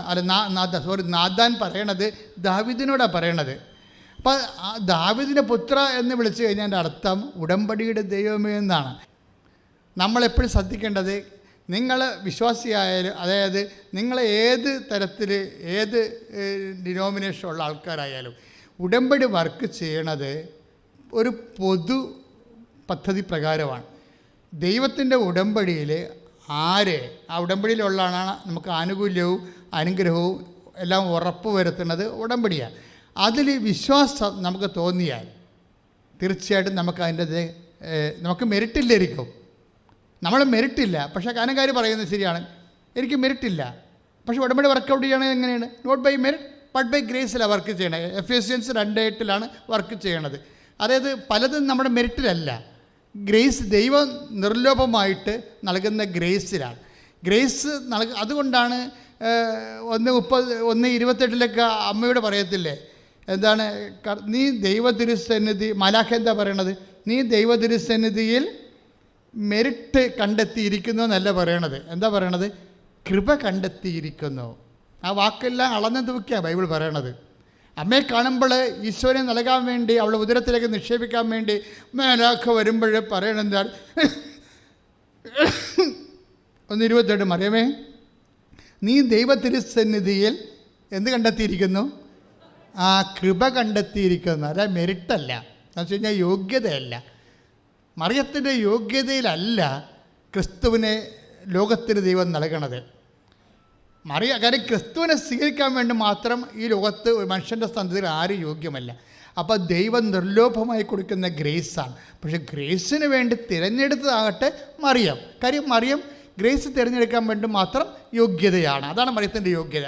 ദൈവത്തിൻ്റെ തിരുസന്നിധി ഗ്രേസ് സ്വീകരിക്കാൻ വേണ്ടി മാത്രം മറിയ യോഗ്യതയാണ് മറിയത്തിൻ്റെ യോഗ്യത എന്ന് പറയണം. അതിന് സഭ അവന് അമരോത്ഭവം തന്നെ പറയും. എന്താ കാര്യം? പാപമില്ലാത്തൊരവസ്ഥ. ഇത് ഗ്രേസ് സ്വീകരിക്കാൻ പറ്റിയൊരു യോഗ്യതയാണ്. Whether you are baptised or not, നിങ്ങൾ വിശുദ്ധി യേശുക്രിസ്തു നാമത്തിലെ വിശുദ്ധിക്ക് വേണ്ടി ആഗ്രഹിച്ചു കഴിഞ്ഞാൽ, അതുകൊണ്ടാണ് പൗലോസൊക്കെ പറയണത് മനസ്സാക്ഷിയുടെ പ്രാർത്ഥനയാണ് ജ്ഞാനസ്നാനം എന്നൊക്കെ പറയുന്നില്ലേ. അതായത് വിശുദ്ധിക്ക് വേണ്ടിയുള്ള മനസ്സാക്ഷിയുടെ പ്രാർത്ഥനയാണ് ജ്ഞാനസ്നാനം എന്ന് വെച്ചാൽ, ഒരു മനുഷ്യൻ യേശുക്രിസ്തു നേടിയെടുത്ത വിശുദ്ധിയിൽ എനിക്ക് പങ്കാളിത്തം ലഭിക്കണമെന്ന് വിചാരിച്ചുകൊണ്ട് ഞാൻ വിശുദ്ധി പാലിച്ച് ജീവിക്കാൻ തുടങ്ങിക്കഴിഞ്ഞാൽ യു വിൽ ബി എൻഗ്രേസ്ഡ്. കർത്താവിൻ്റെ കൃപയിൽ നിന്ന് നിറയും. പരിശുദ്ധ അമ്മ ഉടമ്പടിയുടെ മാതാവാണ്. എന്താ കാര്യം? ദൈവം ആദ്യം ഉടമ്പടി ചെയ്യണത് മാതാവിനെ മനസ്സിൽ കണ്ടുകൊണ്ടാണ്. മാതാവിനെ, കാര്യം ക്രിസ്തുവിനെ ലോകത്തേക്ക് കൊടുക്കാൻ വേണ്ടി ദൈവം ഒരു സ്ത്രീയെ വിഭാവന ചെയ്തുകൊണ്ട് ആണ് ആദ്യ ഉടമ്പടി മനുഷ്യരാശിയുമായിട്ട് ചെയ്യണത്. ആദ്യ ഉടമ്പടി ഏതാണ്? 3:30 ഉൽപ്പത്തി പുസ്തകം 3:15 എന്താ പറയണത്? സർപ്പത്തോട്, പിശാചിനോട്, സാത്താനോട് ദൈവം പറയുന്നതാണ് ആദ്യ ഉടമ്പടി. എന്താണത്? നിനക്കും സ്ത്രീക്കും തമ്മിലും നിൻ്റെ സന്തതിക്കും സ്ത്രീയുടെ സന്തതിക്കും തമ്മിലും ഞാൻ ശത്രുത ഉളവാക്കും, എന്നിട്ട് അവൻ നിൻ്റെ തല തകർക്കും. ആരാണ്? ഈശോ. നീ അവൻ്റെ കുതികാലിൽ പരിക്കേൽപ്പിക്കും. ഇതാണ് ആദ്യ ഉടമ്പടി. ആ ആദ്യ ഉടമ്പടിയിൽ ദൈവം വിവക്ഷിച്ച സ്ത്രീയാണ് പരിശുദ്ധ അമ്മ. അതുകൊണ്ടാണ് കാനായിൽ അമ്മയെ സ്ത്രീയെ, കാര്യം ഉടമ്പടി സ്ത്രീയെ, എനിക്കും നിനക്കും എന്ത്, നമ്മൾ പറഞ്ഞ സമയം, പിതാവിൻ്റെ മനസ്സിലുള്ള സമയം ഇനിയും സമാഗതമായിട്ടില്ല. അപ്പോൾ അമ്മ പറയും, സമയം ആകാത്ത സമയം ആക്കിയെടുക്കാൻ ഉടമ്പടിയുടെ മാതാവും ഉടമ്പടിയുടെ പുത്രനും കൂടി നിന്ന് കാനായിൽ വേറെ ഒരു ഉടമ്പടിയിലേക്ക് പോവുകയാണ്. എന്താണ്? അവിടെയാണ് മരിയൻ ഉടമ്പടിയുടെ ജനനം. എന്താണ്? നടക്കാത്ത കാര്യങ്ങൾ നടത്തിയെടുക്കാൻ, ഇല്ലാത്ത കാര്യങ്ങളെ അത് ജീവിതത്തിൽ നഷ്ടപ്പെട്ട കാര്യങ്ങളും തീർന്നുപോയ കാര്യങ്ങളും ജീവിതത്തിൽ ഐശ്വര്യം കെട്ടുപോയ വിഷയങ്ങൾ അത് പുനഃസ്ഥാപിക്കാൻ വേണ്ടി എന്ത് ചെയ്യണം? അവൻ പറയണ പോലെ ചെയ്തുകൊണ്ട് ഒരു പുതിയ ഉടമ്പടിയാണ് ഇന്ന് മരിയൻ ഉടമ്പടി എന്ന് പറഞ്ഞ് ദൈവം നമുക്ക് നൽകിയിരിക്കുന്നത്. അത് അമ്മയുടെ പ്രത്യക്ഷീകരണത്തിൻ്റെ ഭാഗമാണ്. ഉൽപ്പത്തി മുതൽ ഈ മരിയൻ ഉടമ്പടി വരെ ഉള്ളതെല്ലാം എന്താണ്? ബൈബിള് ഉടമ്പടി മാത്രമേ ഉള്ളൂ, വേറെ ഒന്നുമില്ല. ദൈവം നിൻ്റെ ജീവിതത്തിലെ ഐശ്വര്യം പുനഃസ്ഥാപിക്കാനുള്ള ഏക സ്വർഗീയ നടപടിയുടെ ഭാഗമാണ് ഉടമ്പടി വരുന്നത്. ആ ഉടമ്പടി എന്താണെന്നാണ് ഉടമ്പടി, ബൈബിൾ തന്നെ ഉടമ്പടി പുസ്തകമാണെന്ന് ഞാൻ പറഞ്ഞില്ലേ. പുറപ്പാടിൻ്റെ 24:7 അനന്തരം അനന്തരം ഉടമ്പടി ഗ്രന്ഥമെടുത്ത് ജനങ്ങൾ കേൾക്കെ വായിച്ചു. അപ്പോൾ അവർ പറഞ്ഞു, കർത്താവ് കൽപ്പിച്ചതെല്ലാം ഞങ്ങൾ ചെയ്യും. അതാണ് പുറപ്പാടിൻ്റെ ഉടമ്പടി. മനസ്സിലായില്ലേ? കർത്താവ് കൽപ്പിച്ചത്, നിങ്ങളെ ദൈവം കൽപ്പിച്ച വചനങ്ങൾ അതുപോലെ ചെയ്യാൻ, അത് ആലപ്പുഴ എന്നൊരു ധ്യാനകേന്ദ്രത്തിൽ നിന്ന് പറഞ്ഞു വിടുന്ന സംഭവം അല്ല ഇത്. അനാദികാലം മുതലേ ഉള്ള ഒരേ ഒരു നടപടിക്രമമാണിത്. എന്താണ്? ഏത് കാലത്ത് ജനിച്ചാലും ഏത് രാജ്യത്ത് ജനിച്ചാലും നിനക്ക് ഐശ്വര്യം പുനഃസ്ഥാപിക്കണമെങ്കിൽ എന്താ മാർഗം? എന്താണ്?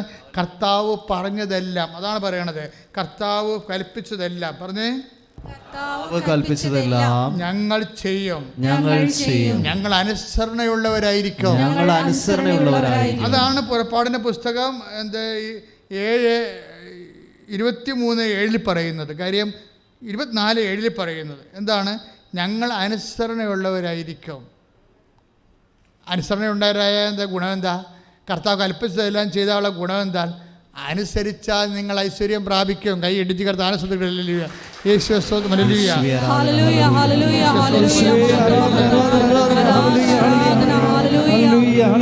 ഐശ്വര്യം എന്ന് പറയുന്നത് കർത്താവ് പറഞ്ഞതെല്ലാം നിർവഹിക്കുന്നതിലൂടെ, അതനുസരിക്കുന്നതിലൂടെ ഒരു വ്യക്തി കൈവരിക്കുന്ന ദൈവമഹിമയാണ് ഈ ഐശ്വര്യം എന്ന് പറയുന്നത്. അതുകൊണ്ടാണ് ഐസയ വായിച്ചോളൂ. ഐസയ 1:19 18 വായിച്ചോളൂ. കർത്താവ് അരുളി ചെയ്യുന്നു, വരുവിൻ നമുക്ക് രമ്യതപ്പെടാം. ഏത് പറഞ്ഞ? കർത്താവ് അരുളി ചെയ്യുന്നു, വരുവിൻ നമുക്ക് രമ്യതപ്പെടാം.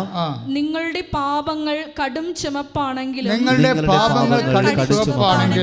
അവ മഞ്ഞുപോലെ വെണ്മയുള്ളതായി തീരും. അവ രക്തവർണ്ണമെങ്കിലും കമ്പിളി പോലെ വെളുക്കും. അനുസരിക്കാൻ സന്നദ്ധരെങ്കിൽ നിങ്ങൾ ഐശ്വര്യം ആസ്വദിക്കും. അപ്പം ഐശ്വര്യം ആസ്വദിക്കണതെല്ലാം ദൈവവചനത്തോട് നമ്മൾ കാണിക്കുന്ന അനുസരണം അനുസരിച്ചിരിക്കും. അതിനാണ് ഈ വിശ്വാസം എന്ന് പറയുന്നത്. ദൈവവചനത്തോട് ഉള്ള അനുസരണം അടിസ്ഥാനപ്പെടുത്തിയാണ് ഇരിക്കുന്നത്. ഇപ്പം നിങ്ങൾ ഇപ്പം നമ്മൾ 6 കാര്യം വരല്ലോ, ഓരോരോ ഉടമ്പടി പുതുക്കത്തിലൂടെയും നിങ്ങൾ പുതിയ കാര്യങ്ങളെ കർത്താവിൻ്റെ നാമത്തിൽ അനുസരിച്ച് നടപ്പിൽ വരുത്തി അതിൻ്റെ സാക്ഷിയായി, ദൈവത്തിൻ്റെ സ്നേഹത്തിൻ്റെ സാക്ഷിയായി വളരുന്ന അനുസരിച്ചുകൊണ്ട് നിങ്ങളുടെ കപ്പാസിറ്റി വർദ്ധിപ്പിക്കും. അതായത് ഇതിൻ്റെ ഓരോ കഴിയുമ്പോഴും ഐശ്വര്യം ഇങ്ങനെ വർദ്ധിക്കുന്നതിൻ്റെ പിന്നിൽ നിങ്ങൾക്കറിയാമല്ലോ, ഐശ്വര്യം ദൈവത്തിൻ്റെ ഒരു നടപടിക്രമം തന്നെ ഐശ്വര്യം പുനഃസ്ഥാപിക്കുന്നതാണ്. നിങ്ങളൊരിക്കലും വിചാരിക്കരുത് എല്ലാം ചത്തുകെട്ടുപോയി കൊല്ലും കൊലയുള്ള കുടുംബമാണ്, പിതാക്കന്മാർ ഒക്കെ ഉണ്ടാക്കിയിട്ടുള്ള പാപങ്ങളും കള്ളത്തരങ്ങളും ഒക്കെ കാരണമാണ് തറവാടിങ്ങനെ കെട്ടുകിടക്കണമെന്നൊന്നും വിചാരിക്കരുത്. ഇതൊക്കെ എല്ലാം ആയിരിക്കാം, ചിലപ്പോൾ കെട്ടുകിടക്കിയിരിക്കാം. പക്ഷേ ഇത് ഒരു അറ്റവും അറുതിയില്ലാത്ത കിടപ്പല്ല. ദൈവം എന്താ പറഞ്ഞത്? ഉടമ്പടിയിൽ ദൈവം വാഗ്ദാനം ചെയ്യണത് എന്താണ്? ഞാൻ നിങ്ങളെ ഐശ്വര്യം പുനഃസ്ഥാപിക്കും. ഐശ്വര്യം പുനഃസ്ഥാപിക്കുമ്പോഴേ ഒന്നും കാണണമെന്ന് നിർബന്ധമൊന്നുമില്ല. ഒന്നും കാണണമെന്നേ. ഇപ്പോൾ ബൈബിളിലെ ഉടമ്പടി പറയുമ്പോൾ എപ്പോഴും പറയുന്ന വാക്കാണ് നെഗേബ്. ഒന്ന് ശ്രദ്ധിച്ച മക്കളെ, 32:44 എടുത്ത്. ജെറമിയ 32:44.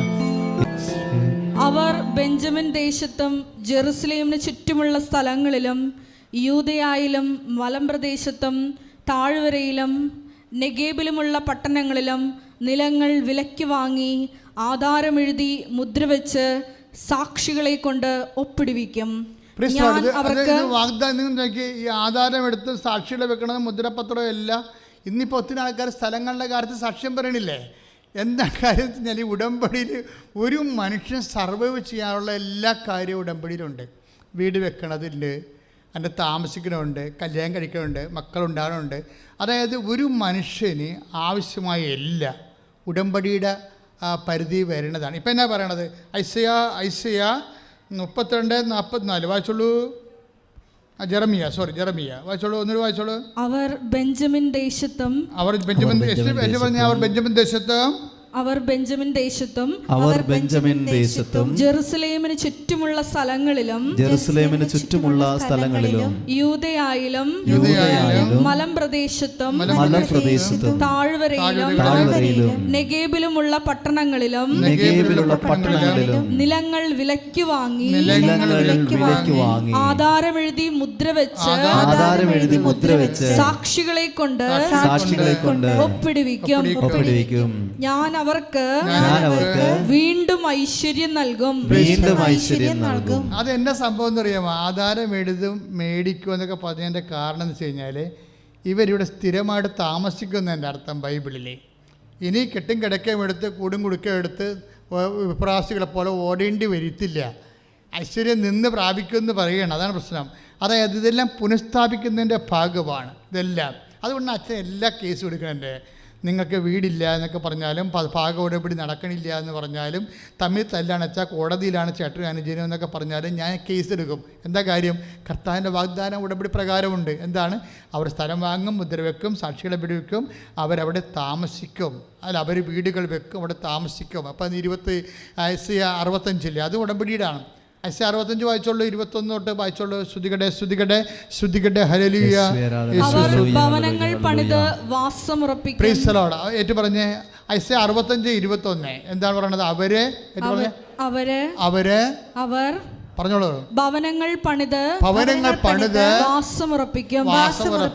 മുന്തിരിത്തോട്ടങ്ങൾ വച്ചുപിടിപ്പിച്ച് അവയുടെ ഫലം ഭക്ഷിക്കും. അവർ പണിയുന്ന ഭവനങ്ങളിൽ അന്യർ വസിക്കുകയില്ല. അവർ നടുന്നതിന്റെ ഫലം അപരൻ ഭുജിക്കുകയില്ല. എന്റെ ജനത്തിന്റെ ആയുസ് വൃക്ഷത്തിന്റെ ആയുസ് പോലെ ആയിരിക്കും. എന്റെ തിരഞ്ഞെടുക്കപ്പെട്ടവർ ദീർഘകാലം തങ്ങളുടെ അധ്വാനത്തിന്റെ ഫലം അനുഭവിക്കും.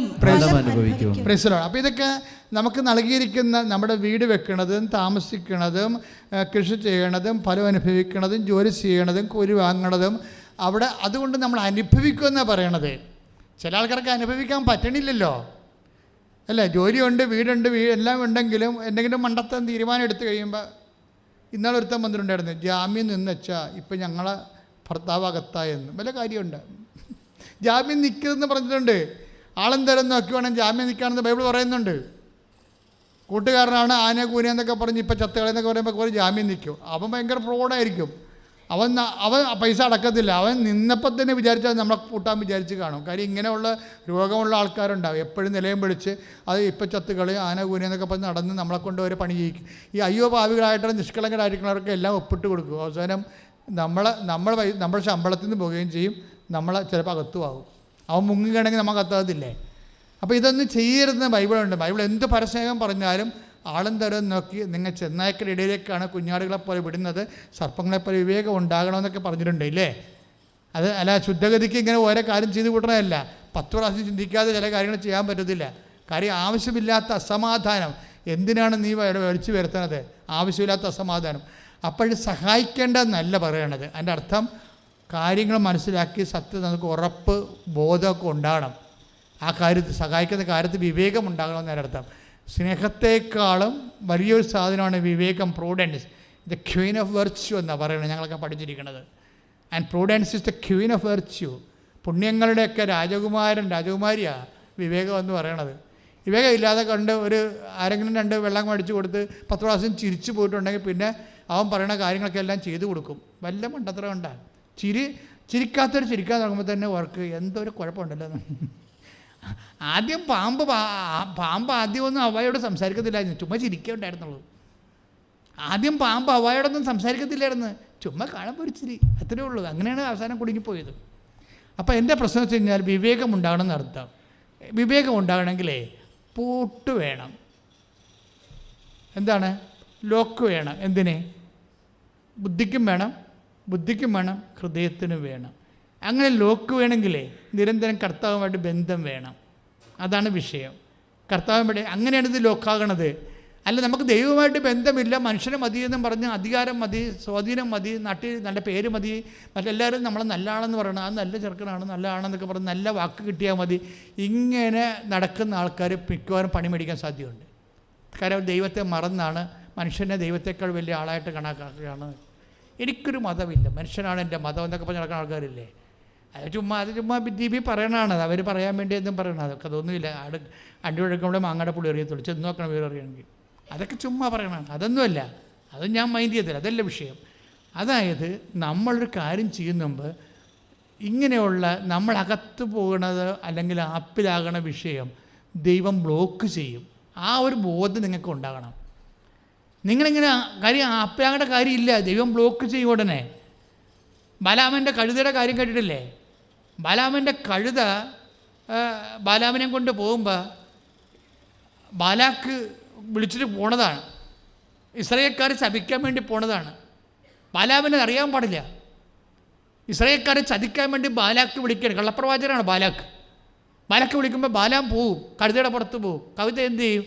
കഴുതയ്ക്കറിയാം എന്ത്, ബാലാമിനേക്കാൾ വിവരമുണ്ട് കഴുതയ്ക്ക്. എന്താണ് ഈ പോക്ക്? ദൈവത്തിൻ്റെ പോർഷനായി ഇസ്രായേലിനെ ശപിക്കാൻ വേണ്ടി കൊണ്ടുപോവുകയാണെന്ന്. അപ്പോൾ ബാലാം പോയി പണിമെടിക്കാതിരിക്കാൻ വേണ്ടി, ബാലാക്കിൻ്റെ ചതിപ്പെടാതിരിക്കാൻ വേണ്ടി കഴുത ഭിത്തിയോട് ചേർന്ന് നടക്കും. അപ്പോൾ അവൻ്റെ ഈ പുറത്തിരിക്കുന്ന ബാലാമിൻ്റെ മുട്ട് ഭിത്തിയിൽ ഉരഞ്ഞ് പൊട്ടുമ്പോൾ അയാൾ താഴെ ഇറങ്ങി ബുദ്ധിബോധമില്ല കഴുതയെ തല്ലും. അപ്പോൾ കഴുത സംസാരിക്കാൻ തുടങ്ങും. നീ എന്തിനാണ് എന്നെ തല്ലണത്? നീ എങ്ങോട്ടാണ് പോകണമെന്നൊക്കെ വല്ല വിവരമുണ്ടോ?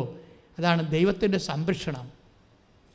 നിനക്ക് ദൈവത്തിനോട് അടുപ്പമുള്ള ആൾക്കാരാണെങ്കിൽ നീ ഒരു ചതിയിലേക്കാണ് പോകണമെന്നുണ്ടെങ്കിൽ ദൈവം കഴുതയെ കൊണ്ടുപോയി സംസാരിച്ച് നിന്നെ സംരക്ഷിക്കണം. ദൈവമാണ് ഉടമ്പടിയുടെ ദൈവം. സംഖ്യ 22-21 മുതലുള്ള തിരുവചനങ്ങൾ.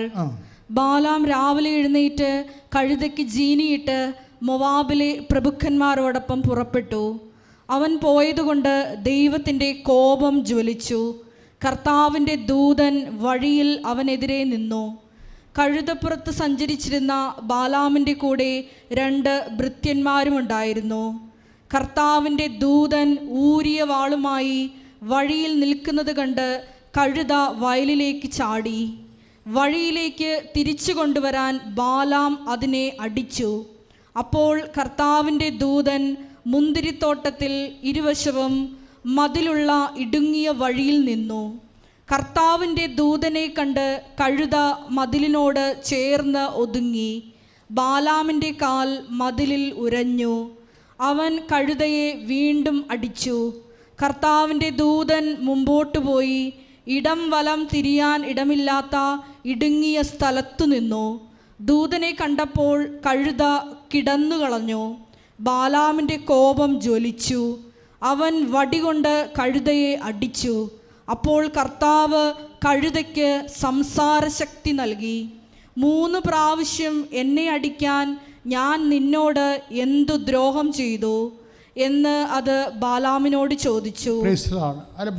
ബാലാക്ക് വിളിച്ചിട്ട് പോണതാ. എന്നുവെച്ചാൽ ഇസ്രായേലിനെ ശപിക്കാൻ വേണ്ടി ഈ പ്രവാചനം വിളിച്ചുകൊണ്ട് പോണതാ. ഞാൻ പറഞ്ഞു വരുന്ന അർത്ഥം എന്താണെന്ന് അറിയാമോ? ഇപ്പം നിങ്ങൾ ഓർക്കും ഇതൊക്കെ പഴയ കാര്യങ്ങളല്ലേ എന്ന് വെച്ചാൽ നിരന്തരം നടക്കണ കാര്യങ്ങളാണ് ഇതൊക്കെ. ഓരോ മനുഷ്യൻ ഓരോ ചതിക്കുഴിയിലേക്ക് പോകുമ്പോൾ നിനക്ക് ദൈവവുമായിട്ട് ഉടമ്പടി ബന്ധമുണ്ടെങ്കിൽ ദൈവം എത്ര പ്രാവശ്യമാണ് ഇവനെ സംരക്ഷിക്കണമെന്ന് നോക്കിയേ. 1-2 പ്രാവശ്യമല്ല, 3 പ്രാവശ്യം. ആദ്യം പുഴയിൽ ചാടി, വയലിൽ ചാടി, എന്നിട്ടും പിന്നെയും മുന്നോട്ട് പോവുകയാണ്. പിന്നെ ഇടുങ്ങിയ സ്ഥലത്തിലാക്കി ദൂതൻ നിന്ന് തടഞ്ഞു, വഴി തടക്കണേ. നമ്മൾ തെറ്റിലേക്കാണ്, തകർച്ചയിലേക്കാണ് പോകണമെന്ന് കണ്ടാൽ എന്തെങ്കിലും ഉടായ്പ കൊണ്ടുവന്നിട്ട് ദൈവം അവിടെ നിർത്തും. ചില കാര്യങ്ങൾ അച്ഛാ കല്യാണം പോയെന്നൊക്കെ പറയുമ്പോൾ എനിക്ക് സന്തോഷമാണ്, ഞാൻ ഇരുന്ന് ചിരിക്കും. ചിലക്ക് വന്ന് കൗൺസിലിംഗ് പറയല്ല, അച്ഛാ ആ കല്യാണം പോയച്ചാന്ന് പറയാം. അപ്പം ഞാൻ ചിരിക്കും. അച്ഛൻ ചിരിക്കടാന്ന് ചോദിക്കും. ഞാൻ പറഞ്ഞ് ഇനി നീ രക്ഷപ്പെട്ടെന്ന് പറയടി. എന്താ കാരണം? ബാലാവിൻ്റെ കഴുതയല്ലേ, കർത്താവിൻ്റെ ദൂതൻ നിൻ്റെ വഴി നിൽക്കുകയാണ്. നീ തകരാൻ പോവുകയാണ്, നീ ചതിക്കപ്പെടാൻ പോവുകയാണ്. അവനും BCom ആണ് അല്ലെങ്കിൽ MA ആണെന്നൊക്കെ പറഞ്ഞിരിക്കുന്നത് ചുമ്മാ കള്ളത്തരമാണ്. ആ വീട്ടിൽ മൊത്തം കടവായിരിക്കും ചിലപ്പോൾ. അല്ലെങ്കിൽ എന്തെങ്കിലും രോഗമുള്ള കേസ് പറ്റിക്കണമായിരിക്കും. ഇനി വീട്ടുകാർക്കും നാട്ടുകാർക്കും അറിയാൻ പറ്റാത്ത രീതിയിൽ ചിലപ്പോഴേ ലൈംഗിക ശേഷിയില്ലാത്ത ആളായിരിക്കും. കെട്ടിക്കഴിഞ്ഞാലേ അറിയാൻ പറ്റാത്ത, പിന്നെ അവിടെ നിന്ന് ഒളിച്ചോടാൻ പറ്റുമോ? കർത്താവ് തടുക്കും. ചില കാര്യങ്ങൾ ഇതുപോലെ ബാലാമിൻ്റെ കഴുതയെപ്പോലെ നമ്മുടെ വഴി ഞെരുക്കിക്കൊണ്ടുവന്ന് ബ്ലോക്ക് ചെയ്യും. അപ്പോൾ നിങ്ങൾ ഉടമ്പടി എടുത്തല്ലോ എന്നിട്ട് എനിക്ക് അങ്ങനെ സംഭവിച്ചോളൂ, പിന്നെ മോന്തയും വെച്ച് മോങ്ങി നടക്കരുത്. കർത്താവ് ഒന്നെ രക്ഷിച്ചതിന് സന്തോഷിച്ച് നന്ദി പറയണം. അപ്പം നടക്കാത്ത കാര്യങ്ങൾ ഓർത്തൊന്ന് പ്രാർത്ഥിച്ചേ. കർത്താവായ ദൈവമേ ഉടമ്പടി എടുത്തിട്ട് എൻ്റെ ജീവിതത്തിലെ ഞാൻ ആശിച്ച ജോലി, ഞാൻ ആഗ്രഹിച്ച ജീവിതം കിട്ടാതെ പോയപ്പോഴൊക്കെ ഞാൻ അങ്ങയോട് നന്ദി പറയുന്നതിന് പകരം അങ്ങയോടുള്ള വിശ്വാസം കുറച്ചുകൊണ്ട് എന്നെ സ്വന്തം വഴിക്ക് പോയിട്ടുണ്ടെങ്കിൽ എന്റെ സ്വന്തം വഴിക്ക് പോയിട്ടുണ്ടെങ്കിൽ കർത്താവേ, കർത്താവേ, ഐസയ 1:18 ഐസയ 1:18 അനുസരിച്ചുകൊണ്ട് അനുസരിച്ചുകൊണ്ട് ഞാൻ അനുദപിക്കുന്നു. കർത്താവേ, കർത്താവേ, അങ്ങയുടെ വചനം അനുസരിക്കാൻ അങ്ങയുടെ വചനം അനുസരിക്കാൻ തീരുമാനിച്ചിരിക്കുന്നു. കർത്താവേ, കർത്താവേ, ഐസയ 1:19 അനുസരിച്ചുകൊണ്ട് 1:19 അനുസരിച്ചുകൊണ്ട് എന്റെ ഐശ്വര്യത്തെ ഇപ്പോൾ പുനഃസ്ഥാപിക്കണമേ, യേശുവേ ആരാധന. ഹല്ലേലൂയ. പരിശുദ്ധ പരമദിവ്യകാരുണ്യത്തിന് ആരാധനയും സ്തുതിയും പുകഴ്ചയും ഉണ്ടായിരിക്കട്ടെ. ചിലപ്പോഴും നിങ്ങൾ പറയവേ, കർത്താവേ അക്കിടി പറ്റിപ്പോയല്ലോ, ആ സ്ഥലം ഒരു കാശിനും കൊള്ളത്തില്ലെന്ന് പറയും. ചിലപ്പോൾ പറയാം, കർത്താവ് ആ ഒരു ബന്ധം ഒരു കാശിനും കൊള്ളത്തില്ലെന്ന് പറയും. അക്കിടി പറ്റിപ്പോയത്. അപ്പോൾ ഭാര്യയും ഭർത്താവും കൂടി, അല്ലെങ്കിൽ മക്കളെ കെട്ടിച്ചിട്ട് അപ്പനും അമ്മയും കൂടെ പറയും, ഒരു അബദ്ധം പറ്റിയല്ലേ നമ്മുടെ ജീവിതത്തിൽ. ഇവരാരും അങ്ങോട്ടും ഇങ്ങോട്ടും മിണ്ടാതിരിക്കണേ, അബദ്ധം പറ്റിയല്ലേ. നമ്മളിപ്പോൾ ആ ബിസിനസ് തുടങ്ങേണ്ടിയില്ലായിരുന്നു, നമ്മളിപ്പോഴാ ആ കല്യാണം നടത്തേണ്ടിയില്ലായിരുന്നു, നമ്മളിപ്പോൾ ആ യൂണിവേഴ്സിറ്റി പോകേണ്ടിയില്ലായിരുന്നു. ഇങ്ങനെ ഓരോരുത്തരും നടന്നു പോയ കാര്യങ്ങൾക്ക് പരാജയം വരുമ്പോൾ സങ്കടപ്പെടുകയല്ലേ. Mind it. ഇത് നിങ്ങൾ ഉടമ്പടിയിലാണെങ്കിൽ യു വിൽ ഹാവ് പ്രൊട്ടക്ഷൻ. കൈയിടിച്ച് കർത്താനുസൃതിയുടെ ഇവിടെ നമ്മൾ ജെറമിയ വായിച്ചില്ലേ? ജെറമിയ 32:44 എന്താ വായിച്ചത്? ഇവർ പ്രമാണം ചെയ്ത കൂട്ടത്തിൽ ഒരു സ്ഥലം വായിച്ചായിരുന്നു. എന്താണത്? നെഗേബ് അല്ലേ? നെഗേബിൽ നിങ്ങൾ നെഗേബിൻ്റെ പട്ടണത്തിൻ്റെ ചുറ്റുമുള്ള പാടങ്ങൾ നിങ്ങൾ പ്രമാണം ചെയ്ത് മേടിക്കുമെന്നാണ് പറഞ്ഞിരിക്കുന്നത്. അത് വായിച്ചില്ലേ നിങ്ങൾ? അവിടെ വായിച്ചാൽ അല്ലേ? അത് വായിച്ചോളൂ, ഒന്നുകൂടി വായിച്ച്. ജെറമിയ 32:44. ശ്രുതികട്ടെ. ബെഞ്ചമിൻ ദേശത്തും അവർ ബെഞ്ചമിൻ ദേശത്തും ജെറുസലേമിന് ചുറ്റുമുള്ള സ്ഥലങ്ങളിലും യൂദയായിലും മലമ്പ്രദേശത്തും താഴ്വരയിലും നെഗേബിലുമുള്ള പട്ടണങ്ങളിലും നിലങ്ങൾ വിലയ്ക്ക് വാങ്ങി ആധാരമെഴുതി മുദ്രവെച്ച് സാക്ഷികളെ കൊണ്ട് ഒപ്പിടുവിക്കും.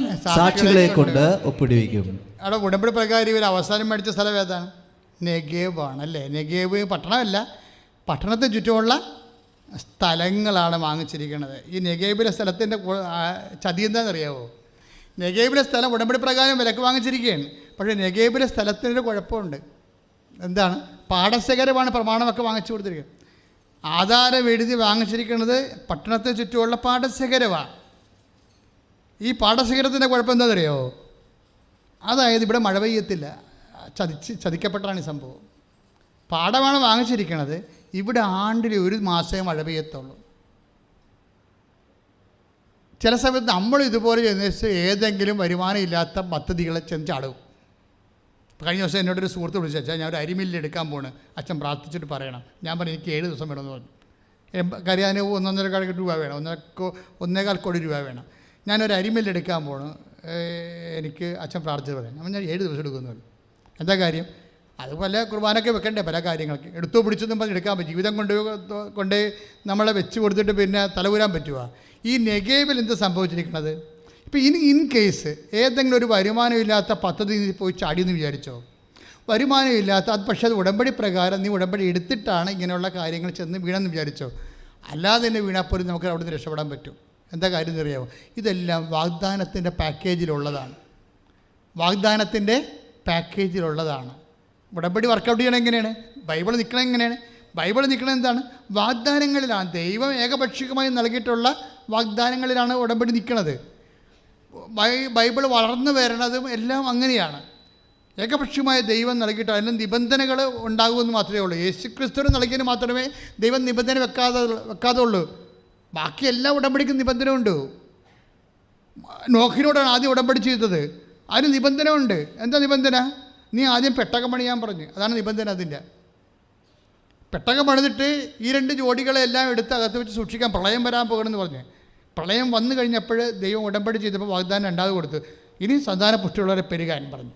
അത് ദൈവത്തിൻ്റെ വാഗ്ദാനം എന്ന് പറഞ്ഞാൽ സന്താന പുഷ്ടിയുള്ളവരെ പെരുകുക എന്നുള്ളതാണ്. നിബന്ധന എന്ന് പറയുന്നത് പെട്ടകം പണിയുക എന്നുള്ളതാണ്.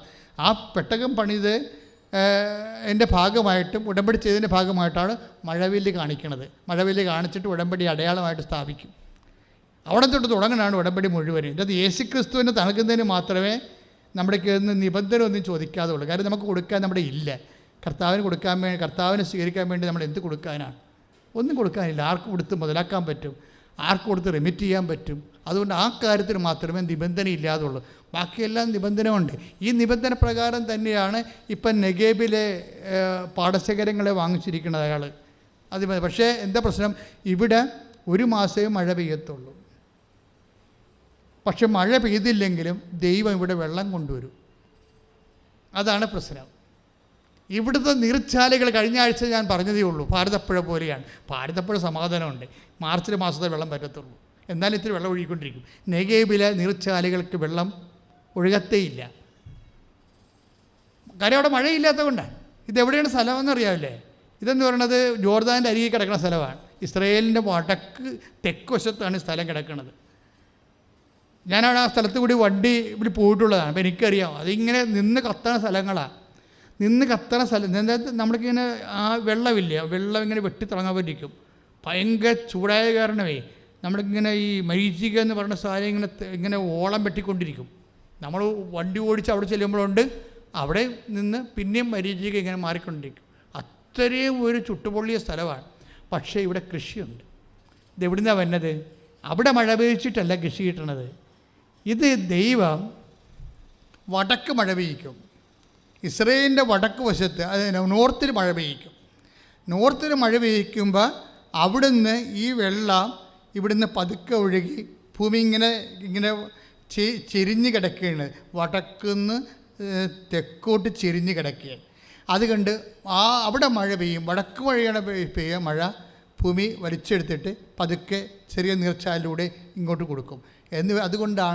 അതുകൊണ്ട് ചില മഴ പെയ്തില്ലെങ്കിലും ഇവിടെ കൃഷിക്ക് വെള്ളം കിട്ടും. പക്ഷേ വെള്ളം കിട്ടണത് തന്നെയല്ല, അവിടെ കൃഷിയൊക്കെ ചെയ്യണത് ഇപ്പോഴും അങ്ങനെ തന്നെ. ബാർലിയാണ് പ്രധാനപ്പെട്ട കൃഷി. അത് കൊണ്ടുപോയി ഈ ചുട്ടുപൊള്ളണ മഴയത്ത് വിണ്ട് കീറിയ അത് ഉഴുതുമറിക്കാതെ വിണ്ട് കീറിയ കട്ടയുടെ ഉള്ളിലേക്ക് ബാർലിയുടെ കുരുക്കളിട്ടേക്കും. എന്നിട്ട് കർഷകൻ വീട്ടിൽ പോകും. എന്നിട്ട് ഏതെങ്കിലും ഒരു സമയത്ത് വടക്ക് മഴ പെയ്യുമ്പോൾ ആ വെള്ളം ഒഴുകി ഇതിലൂടെ വരും. അതുകൊണ്ടാണ് സങ്കീർത്തനം പ്രാർത്ഥിക്കുന്നത്, നെഗേബിലെ നീർച്ചാലുകളെപ്പോലെ കർത്താവെ ഞങ്ങളുടെ ഐശ്വര്യം പുനഃസ്ഥാപിക്കണമേ. ബൈബിളിലെ ഓരോ വാക്കും അതിൻ്റെ സിസ്റ്റം ലെവലിൽ പഠിക്കുമ്പോൾ നമ്മൾ ഞെട്ടിപ്പോകും. കാര്യം എന്താണ്? ദൈവത്തിൻ്റെ പരിപാലനയുടെ ഓരോ പരിച്ഛേദങ്ങളാണ് ഇതിനകത്തുള്ളതെല്ലാം. എന്ന് വെച്ചാൽ നിൻ്റെ സ്ഥലത്ത് വരുമാനം ഇല്ലെങ്കിലും, നിൻ്റെ കമ്പനിയിൽ നീ ചെയ്യണ കാര്യങ്ങൾ ആർക്കും വേണ്ട, അതിന് ഇമ്പോർട്ടൻസ് ഇല്ലെങ്കിലും, അതിന് മാർക്കറ്റ് ഇല്ലെങ്കിലും, നിന്നെ അത് റൺ ചെയ്യിക്കാൻ വേണ്ടി കർത്താവ് വേറെ സംവിധാനം രേഖപ്പെടുത്തും. ഇതെല്ലാം ഉടമ്പടിയുടെ ഭാഗമാണ്. അല്ല നീ ഇതുമല്ല, ഇത് പോയല്ലോ, ഇതിങ്ങനെ ഇനി ഇവിടെ ഒന്നും വിൽക്കാൻ പറ്റത്തില്ലല്ലോ, ഇതൊന്നും ഈ കട ഇവിടുത്തെ ഇത്തരം കട ഇവിടെയൊക്കെ മുഴുവൻ വന്നല്ലോ, ഇനി നമുക്ക് കച്ചവടം കിട്ടത്തില്ലല്ലോ, ഇങ്ങനെ ഓരോ കാര്യം പറഞ്ഞ് മോങ്ങിയിരിക്കരുത്. നീ അതിൻ്റെ അകത്ത് കയറിയിരുന്ന് എപ്പോഴും പ്രാർത്ഥിച്ചുകൊണ്ടിരിക്കണം. എന്താ കാര്യം? കാറ്റില്ലെങ്കിലും മഴയില്ലെങ്കിലും, മഴ അവിടെ പെയ്തില്ലെങ്കിലും, എവിടെയെങ്കിലും പെയ്താലും ശരി, നിന്നെ നിലനിർത്താൻ നിൻ്റെ ദൈവത്തിന് കഴിയും. അത് വാഗ്ദാനമാണ്, ഉടമ്പടിയുടെ ഭാഗമാണ്. കൈ അടിച്ച് കർത്താവ് സ്തുതിക്കുക. ഹല്ലേലൂയ. യേശുവേ സ്തോത്രം. ഹല്ലേലൂയ.